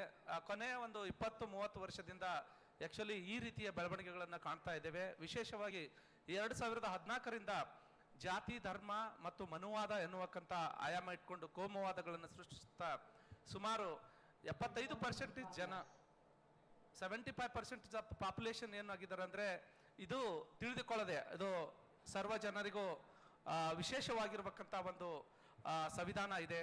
ಹಾಗಾಗಿ 1944ರ ಮದ್ರಾಸ್ನಲ್ಲಿ ಅವರು ಬಾಬಾ ಸಾಹೇಬ್ ಅವರು ಪ್ರತಿತಂತ್ರ ಅಥವಾ ಪುನರ್ ಆಗಿರ್ಬೇಕಂತ ಒಂದು ವಾದ ಆಗ್ತದೆ. ಹಾಗಾಗಿ ಒಟ್ಟಾರೆ ಮನುಸ್ಮೃತಿ, ಸನಾತನ ಧರ್ಮ ಮತ್ತು ಶಿಲಾಂಗ್ ಅನ್ನೋಕ್ಕಂಥದ್ದು ಇವತ್ತು ಪಾರ್ಲಿಮೆಂಟ್ ಇರಬೇಕಂತ ರಾಷ್ಟ್ರೀಯ ಲಾಂಛನದಲ್ಲಿ ಶಿಲಾಂಗ್ ಅದು ಒಂದು ಶಿವಾಯಿಸಮ್ ಅನ್ನಕ್ಕಂಥದ್ದನ್ನು ಪ್ರತಿಬಿಂಬಿಸ್ತದೆ. ಅದು ಬ್ರಾಹ್ಮಣ ವಾದವನ್ನ ಮತ್ತು ಸಂಪ್ರದಾಯವನ್ನ ಯಥಾಸ್ಥಿತಿ ವಾದವನ್ನ ಪ್ರತಿಬಿಂಬಿಸ್ತದೆ. ಇವೆಲ್ಲವುಗಳು ಬಹಳ ಏನಂತಾರಲ್ಲ ವೈರುಧ್ಯದಲ್ಲಿ ನಾವು ಇದ್ದೇವೆ. ಇದರ ಕುರಿತು ನಾವು ಅತ್ಯಂತ ಸ್ಪಷ್ಟವಾಗಿ ತಿಳಿದುಕೊಳ್ಬೇಕಾಗಿದೆ ಎನ್ನುವಕ್ಕಂಥ ಮಾತುಗಳು ಹೇಳಿರ್ಬೇಕಂತ ಪ್ರೊಫೆಸರ್ ಸುಖದೇವ್ ಥೋರಾಟ್ ಸರ್ ಅವರಿಗೆ ನನ್ನ ಪರವಾಗಿ ಅಭಿನಂದನೆಗಳನ್ನು ಸಲ್ಲಿಸ್ತೇನೆ. ಧನ್ಯವಾದಗಳು.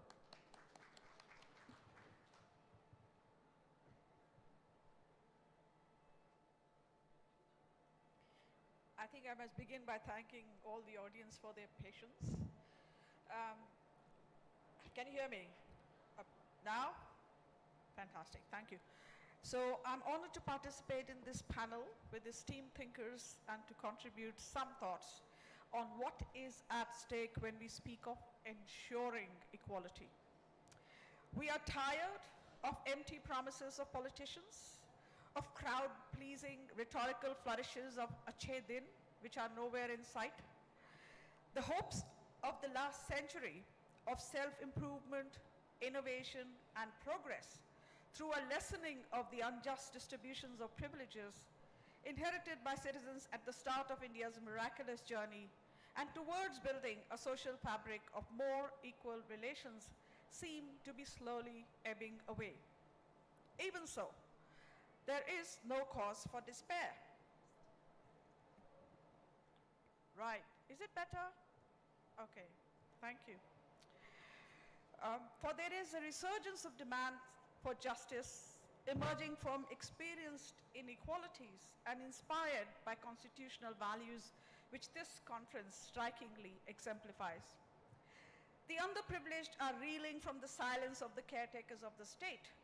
When houses are bulldozed, when public land is cunningly sold to corporate profiteers, when farmers and laborers who produce food that nurtures the people are given false promises, when academics and activists risking their safety to call out these invasions of responsibility are put behind bars.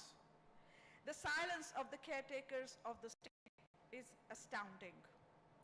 Equality before the law is surreptitiously undermined. Is a small illegal construction more illegal than a housing complex made on stealthily obtained land by a conglomerate?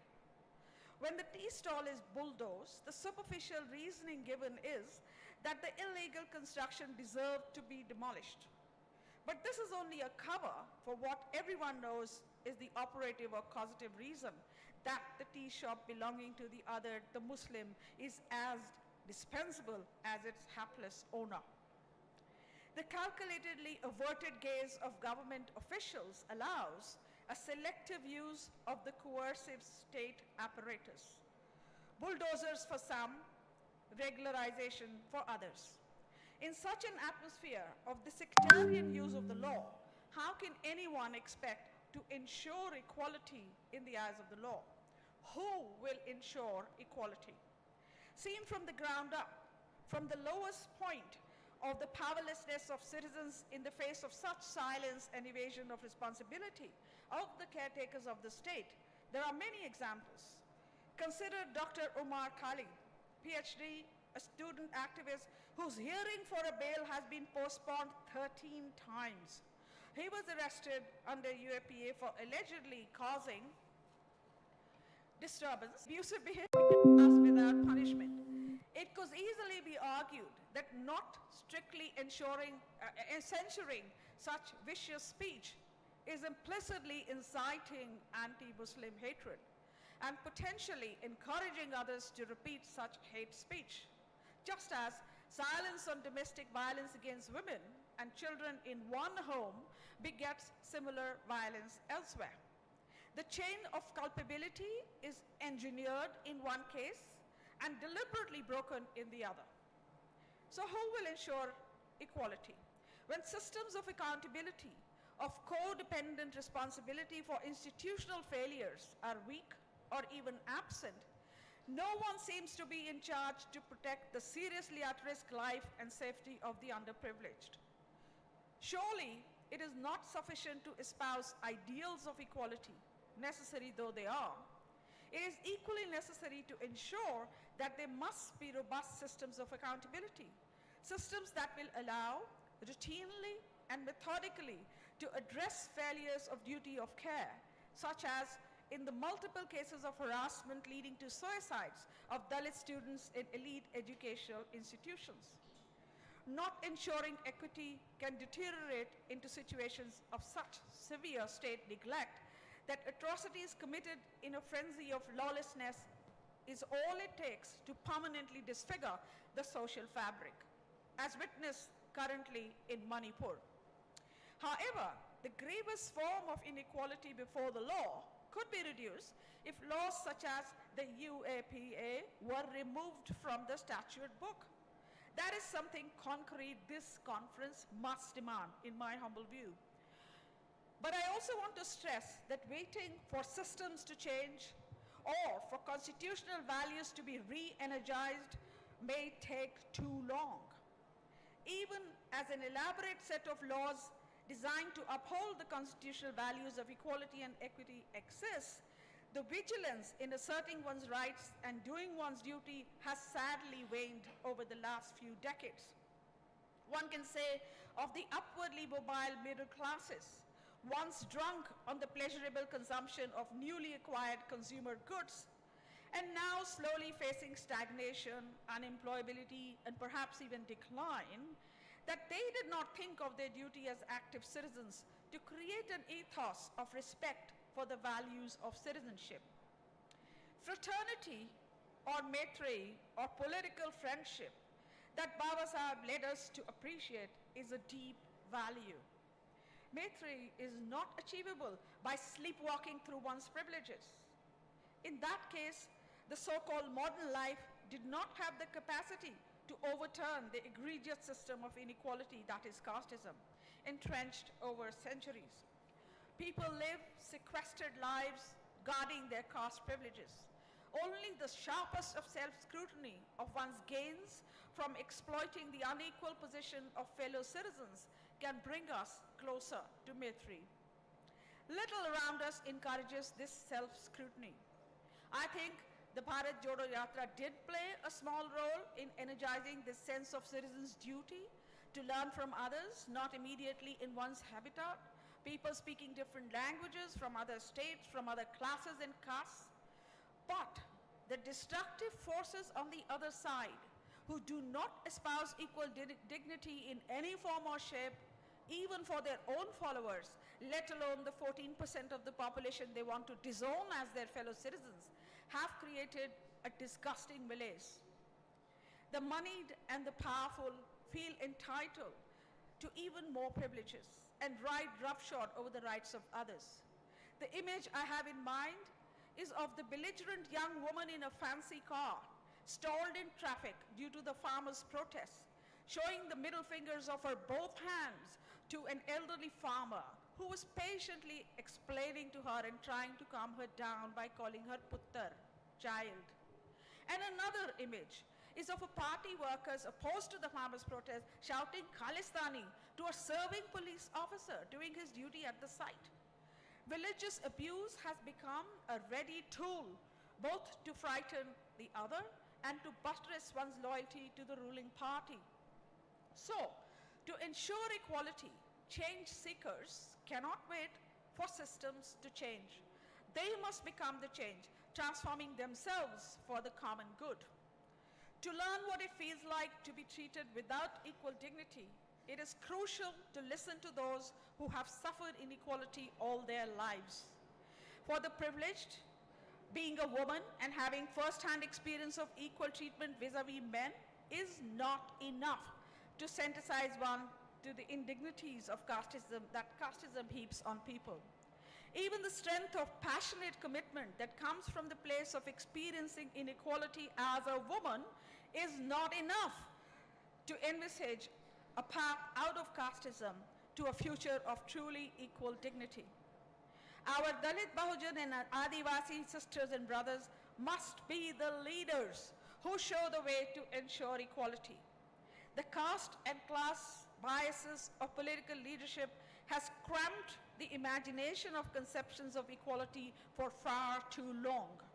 The privileged must follow and assist the true knowledge bearers as best as their fractured selves will allow. Finally, to give a fair chance at success to such a leadership in making a root and branch transformation from inequality to equity, systemic political and social changes would be needed. First, an atmosphere of fearless inquiry and criticism must be ensured, for which it is key to repeal draconian laws like the UAPA.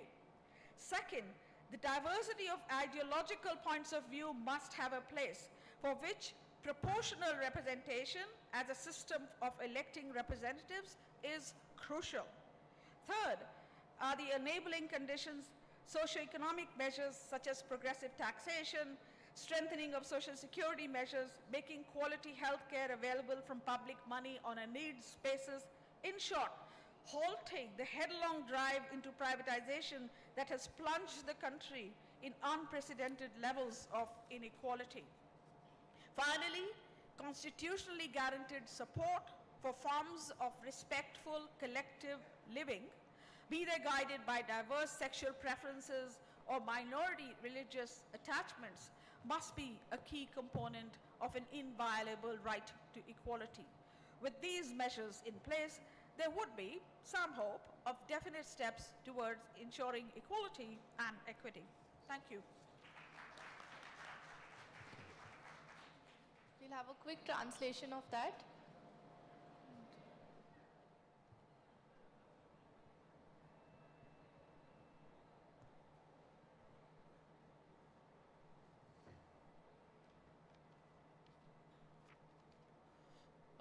Professor Meena ಅವರು ಸಮಾನತೆ ಸಮಪಾಲು ಖಾತ್ರಿಪಡಿಸುವುದು ಹೇಗೆ, ಸಂವಿಧಾನದ ಮೌಲ್ಯಗಳೇನು, ರೈತರು, ಕಾರ್ಮಿಕರು ಮತ್ತು ಹೋರಾಟ ಮಾಡುವವರು ವಿದ್ವಾಂಸರಿಗೆ ಇದೊಂದು ಏನಂತ ಚಾಲೆಂಜ್ ಆಗಿದೆ ಅನ್ನುವಂಥ ಮಾತು ಹೇಳಿದ್ರು. ಅನ್ಯಾಯದ ವಿರುದ್ಧವಾಗಿ ಯಾವುದೇ ವಿಷಯಗಳಿದ್ರೂ ನಾವು ಅದನ್ನು ಫೇಸ್ ಮಾಡಬೇಕು. ಪ್ರೊಫೆಸರ್ ಡಾಕ್ಟರ್ ಖಾಲಿದ್ ಉಮರ್ ಅವರ ಸುಮಾರು 30 ಬೇಲ್ಗಳಿಗೆ ಪ್ರಯತ್ನ ಮಾಡಿದ್ರು, ಸಿಗಲಿಲ್ಲ ಅನ್ನುವಂಥ ಮಾತುಗಳನ್ನು ಆಡಿದರು.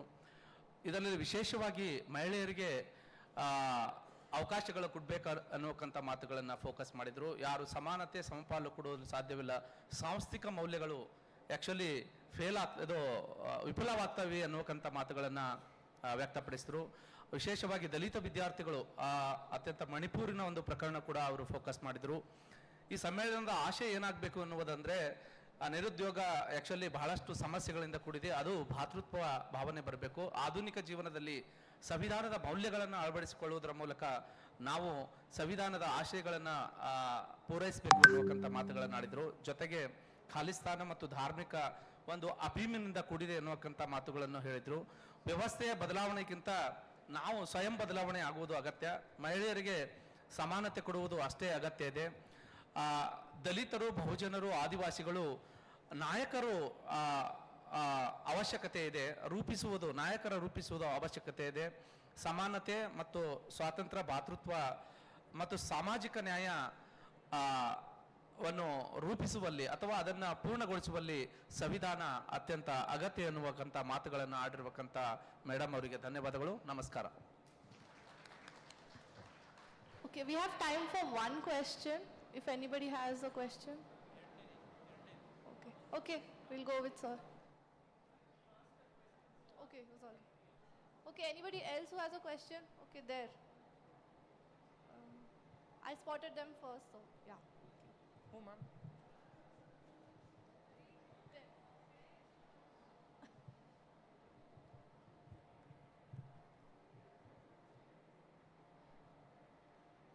Please also let us know if the question is directed to any particular member. Yes, it is to Professor Dhanda. I really enjoyed your talk. I just have one question. You talked about leadership roles of the Bahujan, and I completely agree with that. Can you also shed more light on how do you see that happening, in which spheres of life, and how do we even start thinking about that process where people who are already in those positions from historic privilege will just give that up under even ethical or moral consideration or guilt even? How do you think we can start that conversation? Thank you.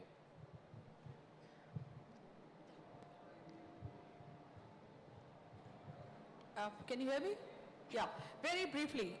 I already know sitting in this hall a number of people who could make great leaders. And there are journalists, I can name them if you like. I know them personally. And there are others who potentially could be leaders. There are some who already are political representatives. So it's not that there is a dearth of people. There is definitely the lack of financial and other support for them. I mean, we have great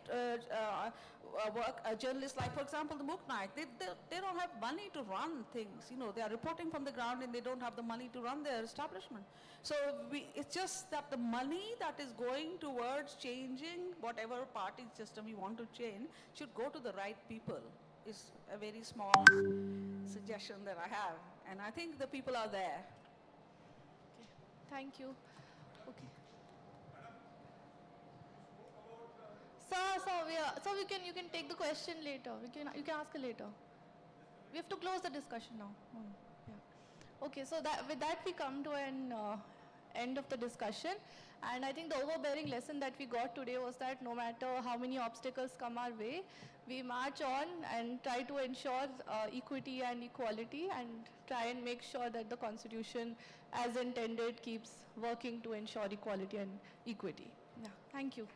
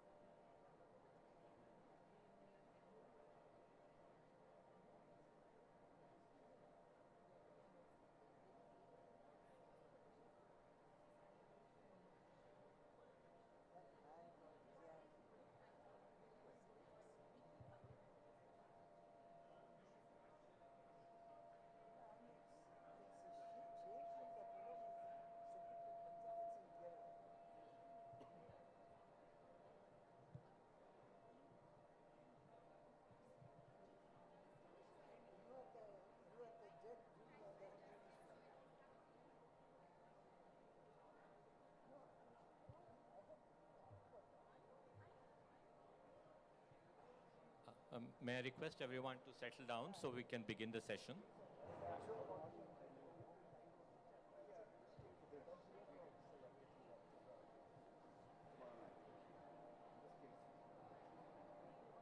Can you please settle down so we can begin?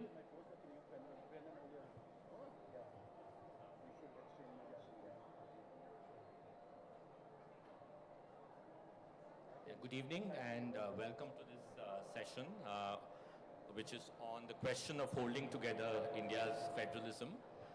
I am Rinal Satish. I'm a professor at the National Law School and I'll be the moderator of this session. It's my pleasure to introduce the four speakers that we have for this session. Professor Govind Rao, who's an emeritus professor at National Institute of Public Finance and Policy and a member of the, was a member of the 14th Finance Commission. Professor Kham Khan Swan Housing, who's professor and former head of the Department of Political Science at the University of Hyderabad. Professor Ashutosh Vashni, the director of the Saxena Center for Contemporary South Asia, Saul Goldman Professor of International Studies and Social Sciences, and Professor Yamini Iyer, President and Chief Executive of the Center for Policy Research. So each speaker will have 10 minutes and so we'll spend 40 minutes with all your remarks. So Professor Rao, over to you first.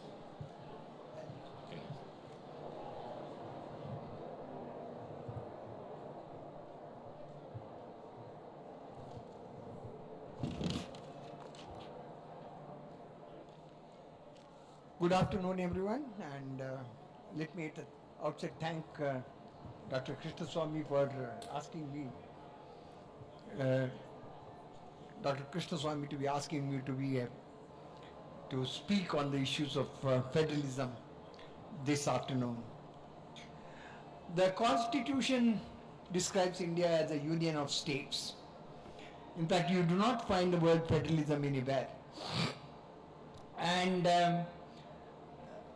possibly when you are talking about university, they try to to accommodate diversity along with unity. You know, there is a lot of unity, but at the same time they wanted to accommodate diversity with a considerable amount of decentralization sort of built into the constitution scheme of things. And as we progressed on the public sector dominated heavy industry based import substituting industrialization strategy, the cooperation between the union and state became imperative. So there was a lot of cliche that was said that, oh, there is a lot of cooperative federalism, we should have cooperative federalism. Indeed, we should have, but the question is, do we have cooperative federalism in the system, or do we have competition for the same fiscal or other natural resources space between the union and the states and among the states inter se? So there is a lot of work that has, in fact the first generation theories of federalism basically talk about cooperative federalism. It's basically based on the idea that you have a benevolent state, a social guardian, and then welfare of the economy will be improved by cooperation. Basically that's the idea. But the fact of the matter is there is very little of cooperation you can see, and particularly after in fact when you have a planned development strategy, in fact centralized planning is a negation of federalism. So after the planning, after 1991 particularly, both the role of the states as well as the role of the market has substantially changed, and so obviously the holding together federalism that you had as against the coming together federalism, which in most of the federations that you have, has had a very heavy centripetal bias, and I, for want of time, I will not go into the details of the centripetal bias. But now, having gone through all this, now, sort of economy, in fact, we have taken the shackles, we try to give more role to the market, and then obviously the economy has started, growing faster. Now, so much so that the Prime Minister now says that we should have a Viksit Bharat in in the centenary year, which basically means that India will have to grow at the rate of 9% per year. Because for the World Bank, according to the World Bank definition, a developed country is the one with $13,205 per capita income. India's per capita income is $2,600, which means that in the next 25 years you have to multiply 5 times. And well, that would require a hell of a lot of reforms to be done. And in the meantime, there is a lot of competition for resources between the union and the state, and we have seen a lot of discussion that is political discussion that is taking place. In the system that we have, in the constitution that we have, there is you have the 7th schedule, and in the 7th schedule there is considerable amount of overlapping. And not only that there is overlapping, there is a possibility of the union government taking over the state subjects and the concurrent subjects. In fact, in the 14th Finance Commission, we found that the union government spending on the state subjects had increased from 13% from 2005 to 2012, from 13% to 17%. Now, which basically means union government gets through to the state subject through what is called the centrally sponsored schemes. Now, there are many other ways. It's not just that. In this particular overlapping, assignment system, there is no, in fact, in this overlapping assignment system, we do not have, and then when there is so much of a competition between the units, we do not have, do not have an institution for intergovernmental coordination, intergovernmental bargaining, and conflict resolution. This is one of the major problems that we have in the Indian Federation, and in fact, this was pointed out in the Administrative Reforms Commission, first Administrative Reforms Commission, pointed out in the Sarkaria Commission, but nevertheless, even then, they said that you should have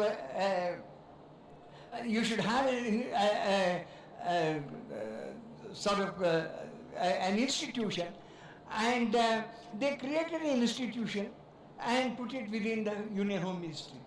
So obviously, the institution within the Union Home Ministry is not the one which will create an impartial system.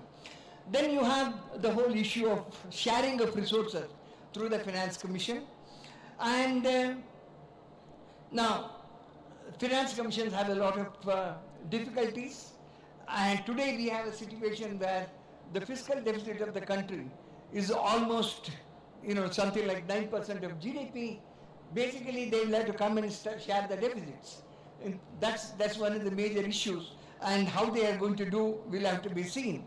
And so you do have many problems. One of the major problems is a lack of institution for intergovernmental bargaining and conflict resolution, which is going to be a major issue in the years to come. Thank you. Thank you. Thank you, Professor Rao. May I request Professor Singh to...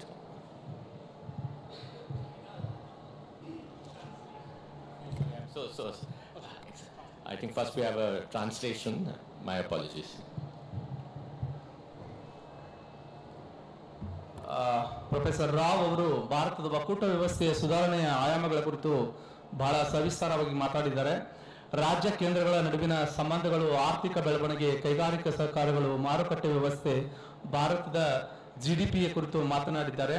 world bank report ಕೂಡ ಎಷ್ಟು dollar ಇದೆ, ಭಾರತದ್ದು $260 ಇದೆ, ಇದು 25 ವರ್ಷಗಳಲ್ಲಿ ದ್ವಿಗುಣಗೊಳ್ಳಬೇಕೆನ್ನುವಂತ ಮಾತುಗಳನ್ನು ಆಡಿದ್ರು. ಸಹಕಾರ ಒಕ್ಕೂಟ ಮತ್ತು ಸ್ಪರ್ಧಾತ್ಮಕ ಒಕ್ಕೂಟ ಕೇಂದ್ರ ರಾಜ್ಯಗಳ ಮಧ್ಯೆ ನಡೆಯುತ್ತಿದೆ. ಸಹಕಾರವಿಲ್ಲದೆ ಸ್ಪರ್ಧೆ ಅದು ಎಡವಟ್ಟಿಗೆ ಕಾರಣ ಆಗ್ತದೆ. ಇದರಿಂದ ಸಂಘರ್ಷಗಳು ಉಂಟು ಮಾಡದ ಪ್ರಥಮವಾಗಿ ಪ್ರಥಮ ಆಡಳಿತ ಆಯೋಗ ಭಾರತದ ಗೃಹ ಇಲಾಖೆಯಲ್ಲಿ ಅಳವಡಿಸಿ ಆಕ್ಚುಲಿ ಹಣಕಾಸು ಆಯಾಮದ GDPಗಳನ್ನ ಅಥವಾ ಪ್ರಮುಖವಾಗಿ ಈ ಆರ್ಥಿಕ ಸಮಸ್ಯೆಗಳು ಕೇಂದ್ರ ಮತ್ತು ರಾಜ್ಯ ನಡುವೆ ತಲ್ಲಣಗೊಳ್ತಾ ಇದೆ. ಇದನ್ನು ಸರಿಪಡಿಸಿದಾಗ ಸಂವಿಧಾನದ ಆಶಯ ಪೂರಕಗೊಳ್ಳುತ್ತದೆ ಎನ್ನುವಂತ ಹೋಲ್ ಮಾತಿನ ಅರ್ಥವನ್ನು ಆಡಿದ ಪ್ರೊಫೆಸರ್ ರಾವ್ ಅವರಿಗೆ ಧನ್ಯವಾದಗಳು. ನಮಸ್ಕಾರ. Thank you. Prasad.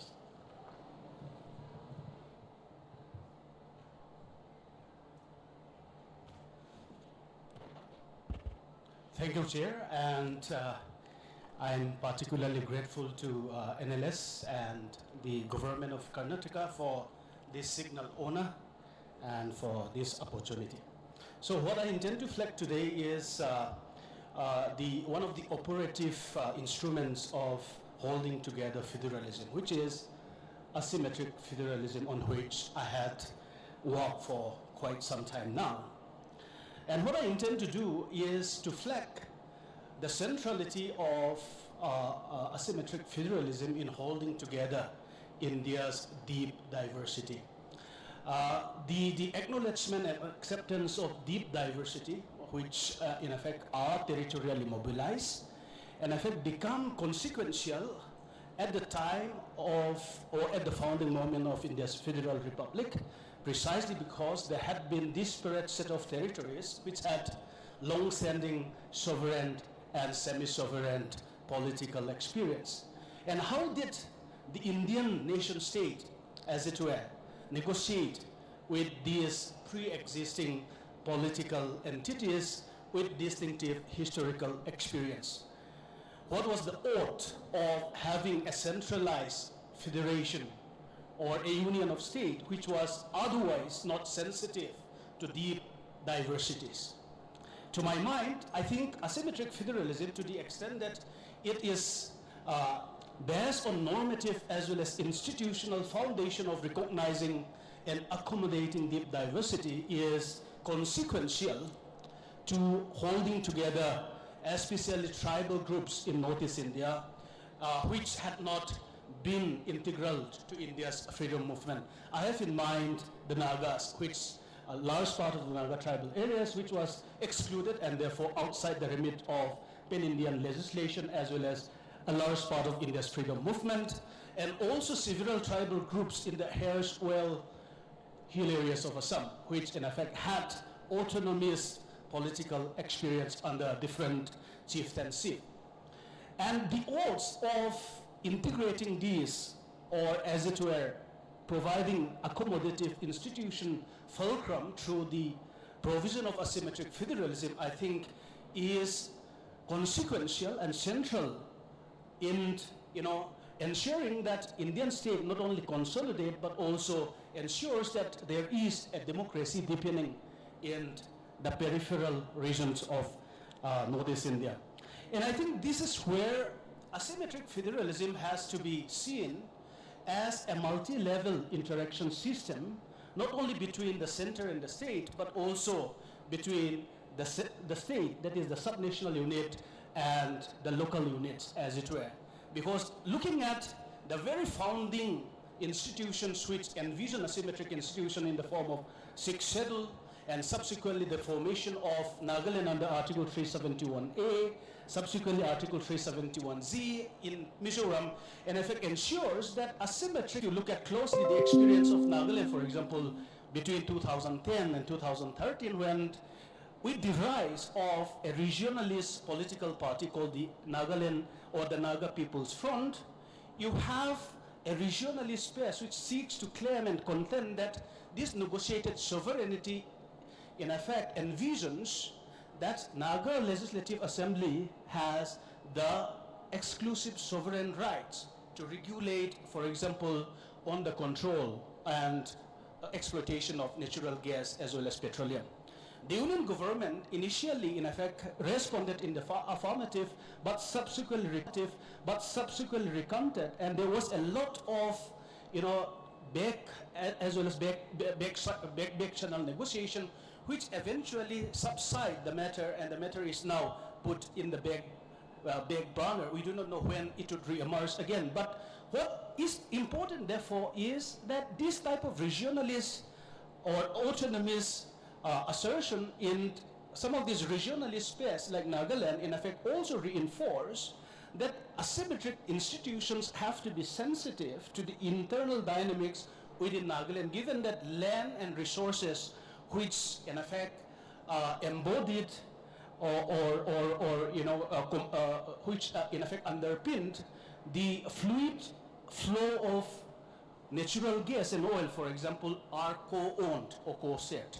How do you then fix which particular tribal customary laws prevailed in determining or adjudicating, for example, intertribal customary laws. And that is precisely where the negotiated as well as shared dimension of self-rule in effect becomes particularly pertinent in the context of the center-state interactive relational dynamics, which the case of Nagaland has in effect explicated. Looking down how the state and the sub-state level in effect interact within this rubric of asymmetric federal institution, the clearest evidence of which is the recent scale of violence that we witnessed in Manipur since 3rd May 2023, which in effect reinforced the imperative to think of, for example, how constellation of actors at the state and the sub-state level and the rise of majoritarianism in effect implicate on institutional working as well as political process. And when you have an ideological lauded political party formation which is not sensitive to, which seeks to sidestep sub-state constitutional asymmetry, especially on issues pertaining to ownership of tribal land and resources, you can have a very antagonistic state sub-state level interaction. And that is precisely where minorities which are concentrated at the sub-state level can be in effect castigated with all sorts of name-calling, xenophobic attack and attempt to annihilate, as it were, in the words of Pramod Singh, one of the influential leader, social cultural organization in Manipur. So this is where I think asymmetric federalism therefore has to be seen as it promotes the cause of democracy by giving voice and agency to the territorially concentrated minorities, but also allowing sub-state minorities within that particular territorial frame to also have equally effective voice and agency in determining not only institutional arrangement but also in political process and policy outcomes.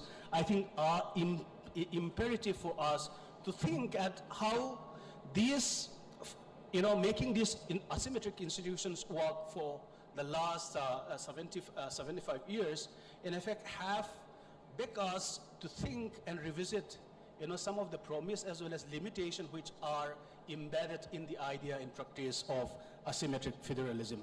Thank you so much. Thanks a lot. I request the translation.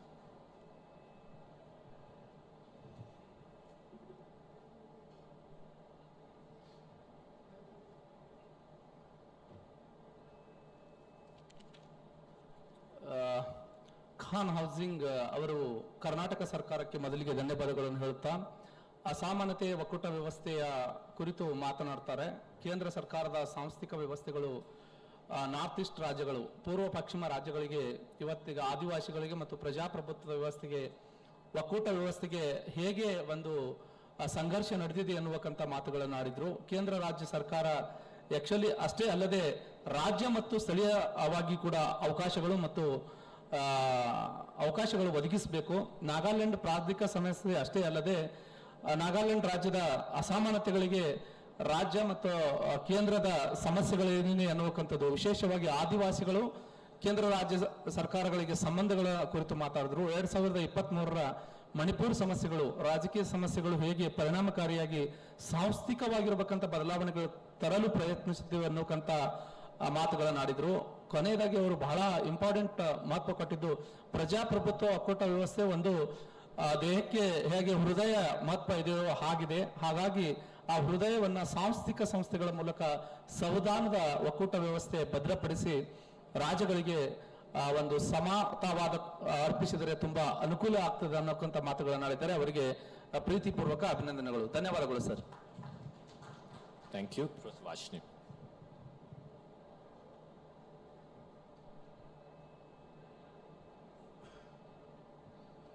Thank you to the National Law School and Government of Karnataka. Can you hear me?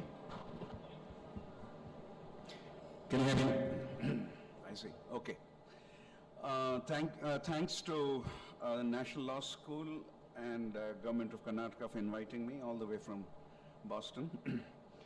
And I think Professor Krishnaswamy put me on this panel because he knew of a paper I published on federalism some years ago. So I have slides. I just find it easier to both give a more focused presentation as well as get your focus if I present my arguments in slides. So here we go. Basically, the attempt is to connect Indian federalism to how Indian nationalism or ideas about Indian nations, Indian national polity emerged. This is how it's structured. So most of the discussion on federalism is about, historically, traditionally, about constitutional division of powers and fiscal matters. And Professor Govinda Rao is here, our leading economist on fiscal federalism, and how exactly the powers were divided has attracted a lot of attention, but it's not normally noticed that the design of Indian federalism has a lot to do with the concept of nationhood that India's freedom movement believed in and propagated. Led by Mahatma Gandhi, the freedom movement fundamentally challenged the dominant concepts of nationhood in the late 19th and early 20th century. I'll briefly summarize them for you. And basically the idea at the turn of the century, though in political theory it's born in 1960s, 1850s, 1860s, 1870s, is that every language group will have its own nation. One language, one nation. That's the European idea. It begins with, as so many things in modern political theory begin with John Stuart Mill. So John Stuart Mill, in his great text, Representative Government, 1869, wrote, linguistic diversity was a, quote, special, virtually insuperable hindrance to nation making, unquote. This is about the improbability of Indian nationhood. Improbability of nationhood, yeah, I can see it there. But it's fine, yeah? Now, Mill's ideas, as we know, were not simply philosophical. He was a leading political philosopher of his time and father of modern liberalism. But it also penetrated the highest levels of decision making, both in London and the British establishment in India, based at that time in Kolkata.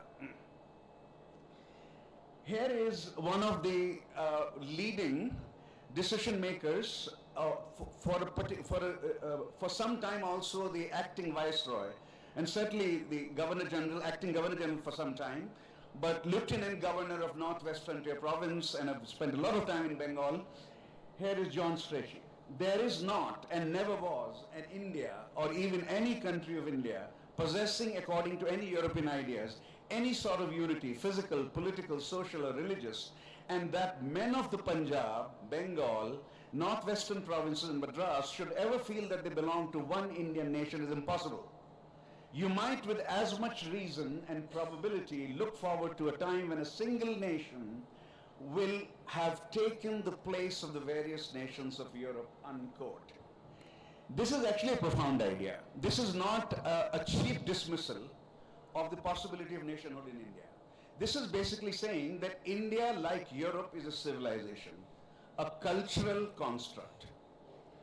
And Europe has 20 odd nations. Similarly, India, whenever we leave, the Brits leave, will be 27, 28 nations. Because there are so many languages here. So, and if you think of the best definition of the nation or a nationhood or nationalism, that has been provided by scholars, the best one is, I did not put any music into this presentation. It's coming from somewhere, from outside, okay. Okay, so Ernest Gellner has the best definition, that building a nation Building a nation is like putting a political roof over your cultural head. It's the best definition we know. It also says that the nation is not simply a cultural construct, which a civilization is. Nation is a political construct, or it merges the political and the culture. Gandhi challenges this. Gandhi basically delinks language and nationhood, which he calls a European idea. And this part of Gandhi is not being studied a lot, but you can find it. Gandhi is a maniacal writer. 99 volumes have already been published. Another 10 volumes could be published also, which are in the possession of his family, and they're working on it. So making of India as a nation, he realized India was a civilization clearly, but India could also be made into a nation. And the making of India as a nation did not require the erasure of India's linguistic diversities in a European way. Famously, France, at the time of the French Revolution in France, only 12% spoke French. This is very well documented. It took another 100 years for the peasants in the Basque country, or peasants in Brittany to be taught French, and they started speaking French then, right? So the diversities of what we call France today were erased over a 100-year period. That's a classic historical example of how a nation was made in the 19th century.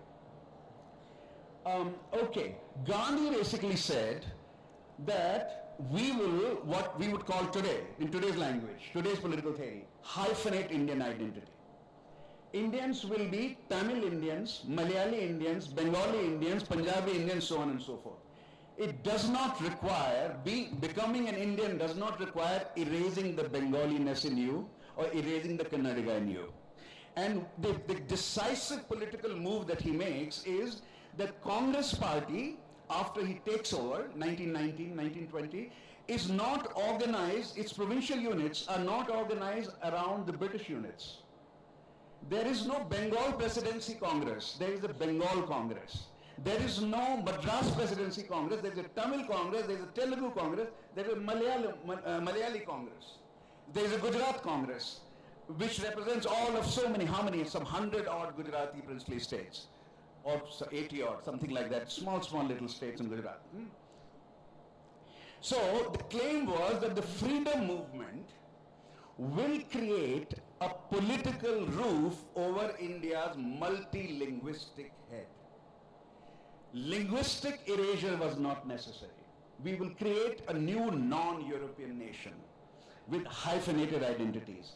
Now, Sudhir said 2 hours back that Constitution is incomplete, and a lot of the work after 1950 about laws was done by politics.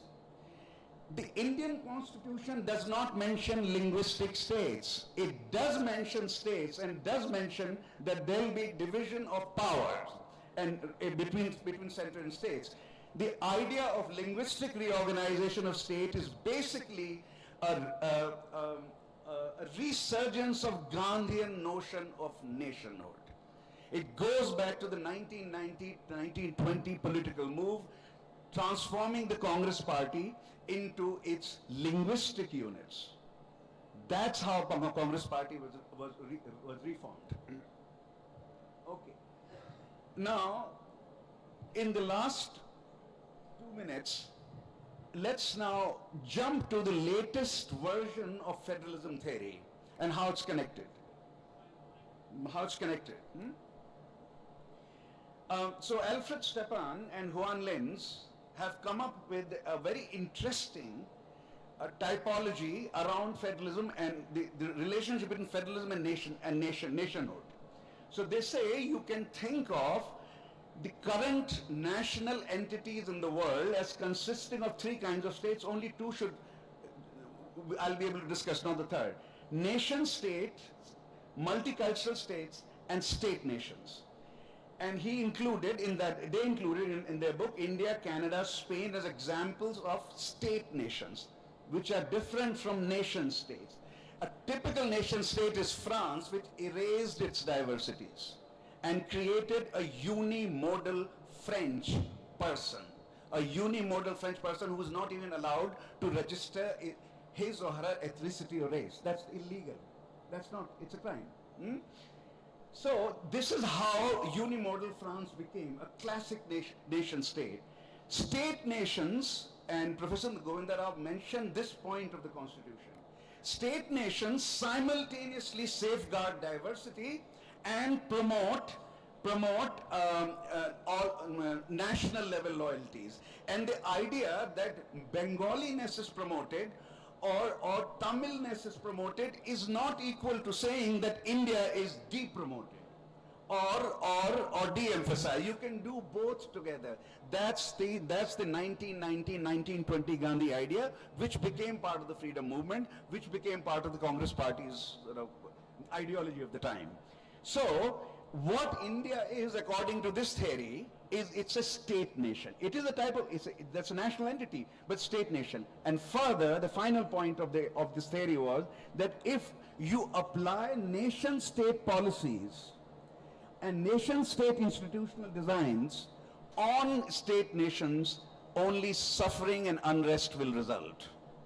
These territorially concentrated diversities cannot be hammered into uniformity by state-nation policies. That will only lead to suffering. And then they give examples and they compare how India has dealt with its Tamil population and how Sri Lanka dealt with its Tamil population. And Indian Tamil aspirations were absorbed in a federal setup. The argument is, and DMK came to power in 1967, which represented Tamil separation at the time, and Sri Lanka never allowed its territorially concentrated Tamil minority in the north federalism. Never. It did not allow federalism, and instead it came up with a policy called Sinhala only policy as early as 1956, which is the beginning of the great Tamil Sinhala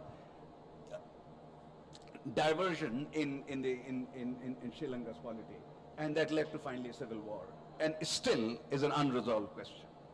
So that's it. That's what I have to say. Basically, the idea, there are all these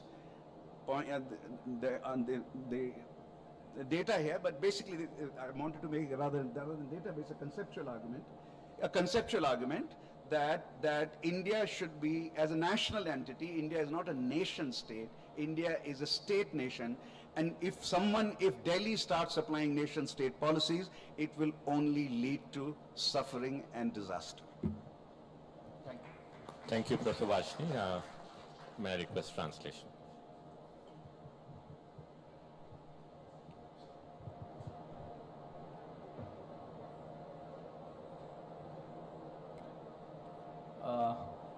professor Ashutosh ಅವರು ಐತಿಹಾಸಿಕ ರಾಷ್ಟ್ರೀಯತೆ ಸಿದ್ಧಾಂತಗಳನ್ನು ಕುರಿತು ಒಕ್ಕೂಟ ವ್ಯವಸ್ಥೆಯನ್ನ ಬಹಳ ಸ್ವಾರಸ್ಯಕರವಾಗಿ ವಿಶ್ಲೇಷಿಸಿದ್ರು. ವಿಶೇಷವಾಗಿ ಮಹಾತ್ಮ ಗಾಂಧೀಜಿಯವರ 19ನೇ ಮತ್ತು 20ನೇ ಶತಮಾನದಲ್ಲಿ ರಾಷ್ಟ್ರೀಯತೆಯ ವ್ಯಾಖ್ಯಾನವನ್ನ ಹೇಳಿದ್ರು. ಜೊತೆಗೆ ಜಾನ್ ಸ್ಟುವರ್ಟ್ ಮಿಲ್ ಅವರ ಭಾಷಾ ಆಧಾರದ ಕುರಿತು ಅವರ ಆಲೋಚನೆಗಳನ್ನ ವ್ಯಕ್ತಪಡಿಸಿದ್ರು. ಭಾರತದ ವಿವಿಧ ಭಾಷೆಗಳ ರಾಷ್ಟ್ರವಾಗಿದೆ. ಪಾಶ್ಚಿಮಾತ್ಯ ರಾಷ್ಟ್ರಗಳಿಗೂ ಐರೋಪ್ಯ ರಾಷ್ಟ್ರಗಳಿಗೂ ಮತ್ತು ಭಾರತದ ವ್ಯವಸ್ಥೆಗೂ ಒಂದು ಹೋಲಿಕೆ ಹೇಗಿದೆ ಎನ್ನುವುದನ್ನ ಕುರಿತು ವಿಶ್ಲೇಷಿಸಿದ್ರು. ಜೊತೆಗೆ ರಾಷ್ಟ್ರ ನಿರ್ಮಾಣದಲ್ಲಿ ವಿವಿಧ ಭಾಷೆಗಳು ಚಾಲತಿಯಲ್ಲಿರುವುದು ಅಥವಾ ವಿವಿಧ ಭಾಷೆಗಳು ರಾಷ್ಟ್ರ ನಿರ್ಮಾಣಕ್ಕೆ ಅತ್ಯಂತ ಅಗತ್ಯ ಇರುವಂತ ಮಾತುಗಳನ್ನ ಹೇಳಿದ್ರು. ಭಾರತೀಯ ಗುರುತಿಸುವಿಕೆಯಲ್ಲಿ ಹೇಗಿದೆ ಅಂದ್ರೆ ಯುರೋಪಿಯನ್ಗಳಲ್ಲಿ ತಮಿಳು ಭಾರತೀಯ, ಮಲಯಾಳಿ ಭಾರತೀಯ, ಬೆಂಗಾಲಿ ಭಾರತೀಯ, ಪಂಜಾಬಿ ಭಾರತೀಯ ಎನ್ನುವಂತ ಮಾತುಗಳನ್ನ ಆಡಿದ್ರು. ಜೊತೆಗೆ ಕಾಂಗ್ರೆಸ್ ಇದು ಕುರಿತು ಹಲವಾರು ಸಮ್ಮೇಳನಗಳಲ್ಲಿ ಮಾತಾಡಿರುವಂತ ಮಾತುಗಳನ್ನು ಆಡಿದ್ದಾರೆ. ಅವರ ಒಟ್ಟು ಭಾಷೆಯ ತಿರುಳು ಏನಾಗಿತ್ತು ಅಂದ್ರೆ, ರಾಷ್ಟ್ರ ನಿರ್ಮಾಣದಲ್ಲಿ ಭಾಷೆಗಳ ಕಗ್ಗಲೆ ಮಾಡುವುದು ಅರ್ಥವಿಲ್ಲ. ರಾಷ್ಟ್ರಗಳಲ್ಲಿ ಆಯಾ ರಾಜ್ಯದ ರಾಷ್ಟ್ರಗಳನ್ನಿರಬೇಕು. 3 ಪ್ರಮುಖವಾದ ಮಹತ್ವದ ಅಂಶಗಳನ್ನು ಹೇಳಿದ್ರು. ಒಕ್ಕೂಟ ಸಂವಿಧಾನ ವ್ಯವಸ್ಥೆಯಲ್ಲಿ 1920-21ರಲ್ಲಿ ತಿಳಿಸಿರುವ ಹಾಗೆ ಅವರು ರಾಷ್ಟ್ರ ರಾಜ್ಯ ಅದು ವಿವಿಧತೆಯಲ್ಲಿ ಏಕತೆಯನ್ನಾಗುತ್ತೆ. ವಿವಿಧ ಸಂಸ್ಕೃತಿಗಳ ರಾಜ್ಯ ಇದು ಕೂಡ ಐಕ್ಯತೆಗೆ ಕಾರಣ ಆಗುತ್ತೆ. ರಾಜ್ಯ ರಾಷ್ಟ್ರಗಳ ನಿರ್ಮಾಣ ರಾಷ್ಟ್ರೀಯತೆ ನಿರ್ಮಾಣಕ್ಕೆ ಸಾಧ್ಯ ಆಗುತ್ತೆ. ಒಟ್ಟಾರೆ ಅವರ ಮಾತುಗಳು ರಾಷ್ಟ್ರ ರಾಜ್ಯ ನಿರ್ಮಾಣದಲ್ಲಿ ಯಾವುದೇ ತಾರತಮ್ಯ ಮಾಡದು ಎನ್ನುವಂತ ಮಾತುಗಳಾಡಿರುವ ಪ್ರೊಫೆಸರ್ ಅಶುತೋಷ್ ಅವರಿಗೆ ಧನ್ಯವಾದಗಳು. ನಮಸ್ಕಾರ.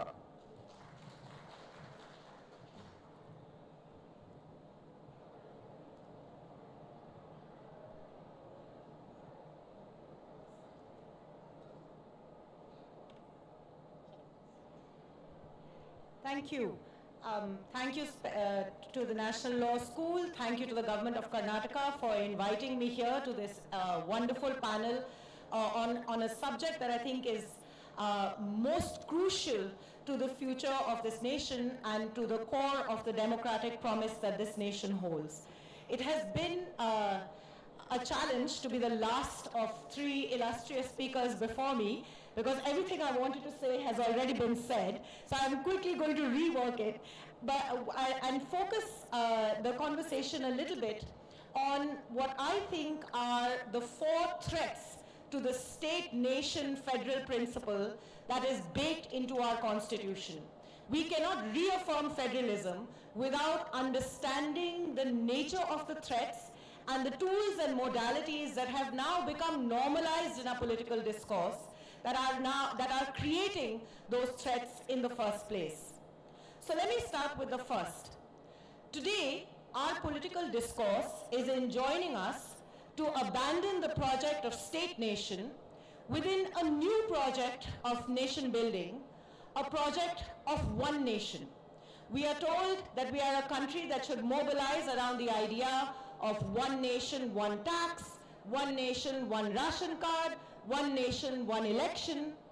The use and deployment of the term one nation in and of itself fundamentally challenges the core element of both of what all three speakers spoke about that are critical to federalism. The asymmetry and accommodation, the multiplicities of identities. I am actually an embodiment of all the different identities that Professor Varshney just mentioned. I am a Tamil Indian, a Malayali Indian, and a Punjabi Indian all together into an Indian. And it is our federalism that allows me to be a proud Indian with all these multiplicities of identities. The asymmetry of our federalism is also being challenged in this embodiment of one nation. But what we need to understand is that it isn't just the phraseology of one nation, but what we are all being mobilized to stand for that underlies that phraseology. We are told that a one nation is an efficient nation. It is a nation that delivers its tax better. It is a nation that delivers its elections better. Perhaps it may increase your GDP.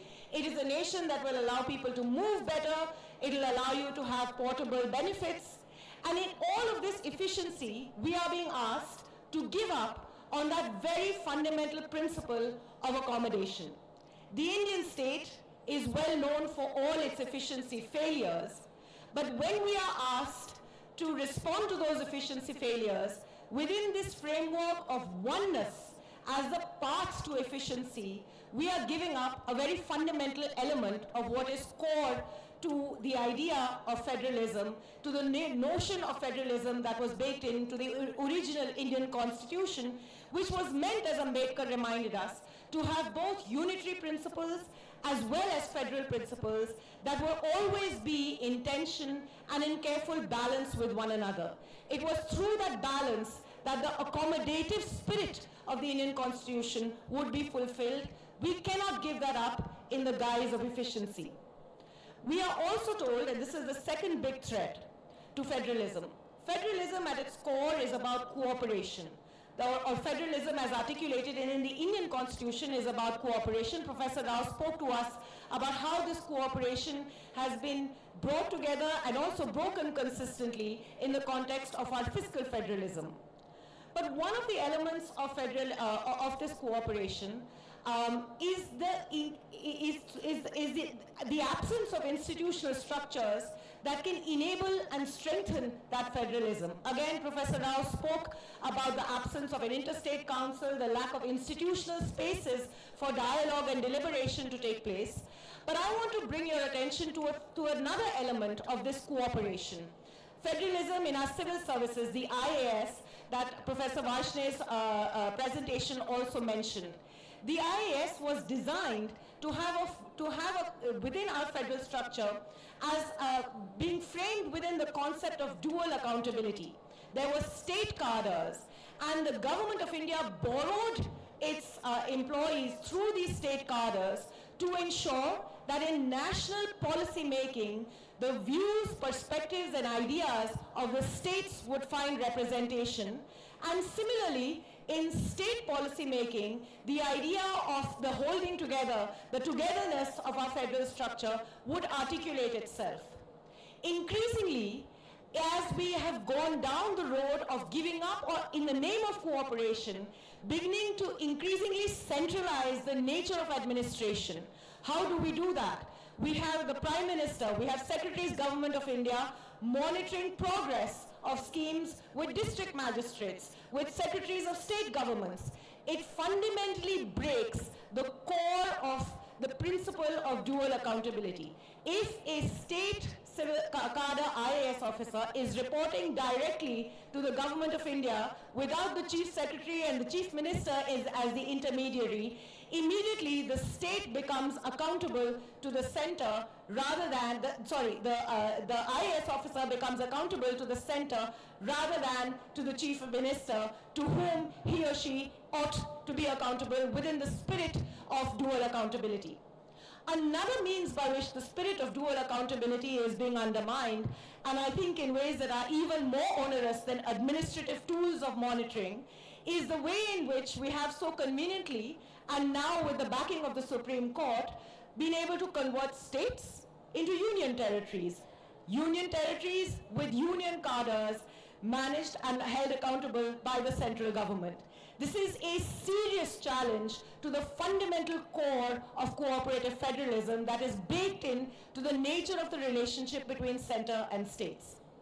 The third element that is becoming an increasing crisis of federalism brings us to the states. The principle of federalism in India is believed in by the center and states in a remarkably contingent manner. Everybody loves decentralization, Raja Challaiah had reminded us, but only up to their level. So states will go to the streets for their share of devolution, but states will not set up state finance commissions to give their rightful share of devolution to local governments. Governments of India and central finance commissions increasingly use tools of conditional fiscal transfers as a way essentially then to make local governments implementing arms of Government of India programs, leaving local governments with no funds, no functions, no functionaries. If we believe in the core principles of accountability, then states have to do their part of the bargain, which states, with very few exceptions, this state to a degree, Kerala to a degree, have consistently failed to do. This contingent commitment to federalism on the part of our politics remains one of the biggest threats overarchingly to ensuring that we reaffirm the principle of federalism. The fourth element of federalism that I believe is contributing to the crisis. India today is a far more mobile nation than it has been in its history. If we had a census, I would be able to give you some data on the extent to which India is moving, but certainly the north is moving to the south, and you can order, you can be in a restaurant in Chennai and order a dosa in Hindi, and a Bihari will come and give you that dosa. That's the extent to which India is moving. In an ideal world, this mobility of India should create for a dynamic exchange of culture, exchange of language, and a more cohesive national economy. But at this moment in time, it risks increasingly a sons of the soil imagination. We don't have the institutional structure to manage this mobility, that's for sure, but it gets undermined when state after state after state initiates its own legislation reserving jobs for those who belong to a particular state. If we believe that we are a genuinely federal nation where there is freedom of mobility across states, freedom to seek work across states, to ensure that there is minimum standards of public services delivered to all citizens across states, then both recipient states and states from which people are moving have to come together to commit themselves to a more to a holding together economy where people move and come together in search of jobs. Ultimately then, the way for the future of Indian federalism requires for a much deeper principled commitment to federalism, both on the part of states as well as the Government of India. Increasingly, the Government of India has played its part in ensuring that there is very little federalism and a lot of oneness. But for states to push back, they too have to play their part and ensure that their commitment to federalism, particularly vis-a-vis local governments that sits firmly within the arms of the state governments, are effectively empowered. But it's important for us also to think about two other elements that challenge this commitment to federalism. One, can you have genuine federalism in an extremely populist form of political democracy, where the presence of the leader, whether it is the Government of India or state governments, is the most central part of the identity of the political party and how services get delivered to all citizens. Technology plays its role through direct benefit transfers to ensure that the relationship between the citizen and the state is more or less mediated directly by the leadership. How do you then have a genuine multi-tiered governance architecture in this kind of centralized politics? And secondly, can we really have genuine decentralized politics when political parties by definition tend to operate in an extremely centralized way? Can you name me more than 5 ministers in state governments that have been Gram Panchayat presidents? We will only have genuine federalism when you have genuine political competition from the bottom up to the top. Thank you. Thank you, Professor Iyer. Can I request the translator?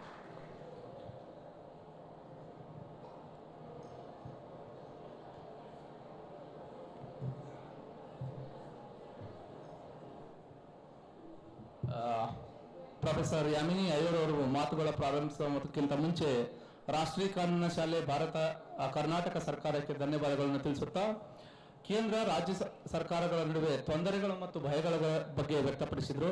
ಅವರು 4 ಪ್ರಮುಖವಾದ ಭಯಗಳ ಬಗ್ಗೆ ವ್ಯಕ್ತಪಡಿಸಿದರು. ಒಂದು ರಾಜಕೀಯವಾಗಿರಬೇಕಂತ ಭಯ, ಒಂದು ರಾಷ್ಟ್ರ, ಒಂದು ಚುನಾವಣೆ, ಒಂದು ದೇಶ, ಒಂದು ರೇಷನ್ ಕಾರ್ಡ್ ಎನ್ನುವಂತ ಮಾತುಗಳು. ಆದರೆ ವಿವಿಧತೆಯಲ್ಲಿ ಏಕತೆ, ನಾನು ತಮಿಳು ಭಾರತೀಯ ಮತ್ತು ಪಂಜಾಬಿ ಭಾರತೀಯ ಹೌದು, ಒಕ್ಕೂಟ ವ್ಯವಸ್ಥೆ ಅವಕಾಶಗಳು ಕೊಟ್ಟಿದೆ, ನನಗೆ ಒಕ್ಕೂಟ ವ್ಯವಸ್ಥೆ ಅವಕಾಶ ಕೊಟ್ಟಿದೆ ಎನ್ನುವಂತ ಮಾತುಗಳಾಡಿದ್ರು. ಅದ್ರ ಜೊತೆಗೆ ರಾಷ್ಟ್ರದ ಅಗತ್ಯವಾಗಿ ನಮ್ಮ ಸಮಾನತೆ ಮತ್ತು ಬದ್ಧತೆ ಕಾರ್ಯಗಳನ್ನ ಕೇಂದ್ರ ಮತ್ತು ರಾಜ್ಯ ಸರ್ಕಾರಗಳು ಎರಡೂ ಮಾಡಬೇಕು. ಭಾರತದ ಮೂಲ ಸಂವಿಧಾನದಲ್ಲಿ ಡಾಕ್ಟರ್ BR ಅಂಬೇಡ್ಕರ್ ಅವರು ಹೇಳಿರುವ ಹಾಗೆ ಕೇಂದ್ರ ಮತ್ತು ರಾಜ್ಯ ಒಕ್ಕೂಟ ವ್ಯವಸ್ಥೆ ಪೂರಕವಾಗಿರುತ್ತೆ ಒಂದಕ್ಕೊಂದು. ಸಹಕಾರದ ಭಯ ಎರಡನೇದು.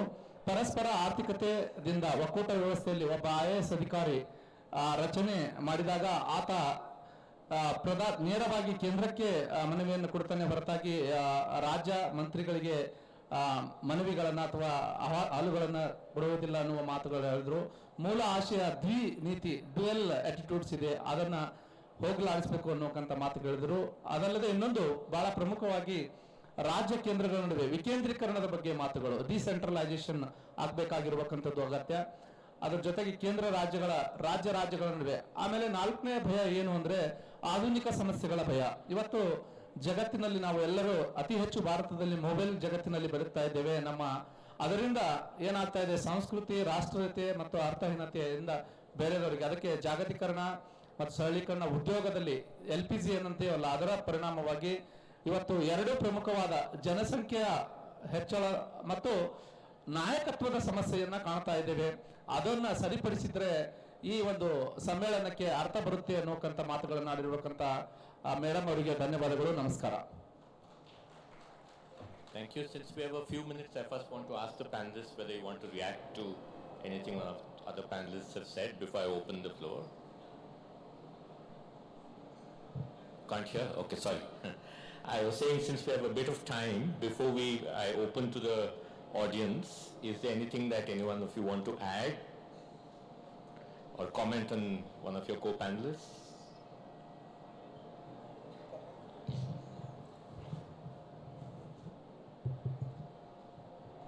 Yeah, I think we have had an excellent discussion, very eminent colleagues talking about federalism. I just want to say a couple of things on what Dr. Iyer mentioned. One is, in addition to all the things that she mentioned, there is the role of the governor. It's a colonial institution. At that time, at the colonial times, you know, you needed a governor. But what is the governor doing now? Why, apart from being an agent of the center, trying to sort of create a lot more of disharmony. That's one thing. Second thing is on the whole issue of decentralization below the state level. In my view, there is a birth defect in the entire scheme of 73rd and 74th constitutional amendment. The birth defect comes from the fact that in the 7th schedule under the state list, entry number 5 basically says that the responsibility for the local governments is that of the states. Then you have Article 243, which goes on discussing, you know, various aspects about the decentralization, and also Scheduled 11 and 12, which basically gives a list of items which the state government may consider sharing with the local bodies. That means it may not also. Then the local government may, and they can also share other responsibilities, which means that ab initio, the local bodies have no powers. Today, Bangalore Municipal Corporation cannot appoint its municipal commissioner. It cannot, it has to be a state government man. It cannot change the property tax rates. It cannot change any rate because it has to seek the permission of the state government to do. There are state governments which abolish the property tax, as it happened in the case of Punjab. Now, so you have funds, functionaries and functions. There is complete ambiguity because the 7th schedule, the 11th and 12th schedules, you can do some activity mapping or whatever you want to do, but then there is no clarity on what is it that they are really supposed to do. Now, we have some in economics what is called the Coase theorem, which basically tells us that assuring a property right is very important for making any investments. So, clarity in assignment like giving property rights, and you don't have that as far as local bodies are concerned. I think if you really want the local bodies to thrive, I think you need to amend the constitution to give them clarity of their function, funds, sources of funds, and the functionaries. Thank you. Yeah, Professor Vash. And reduce the rotation period, which disincentivizes.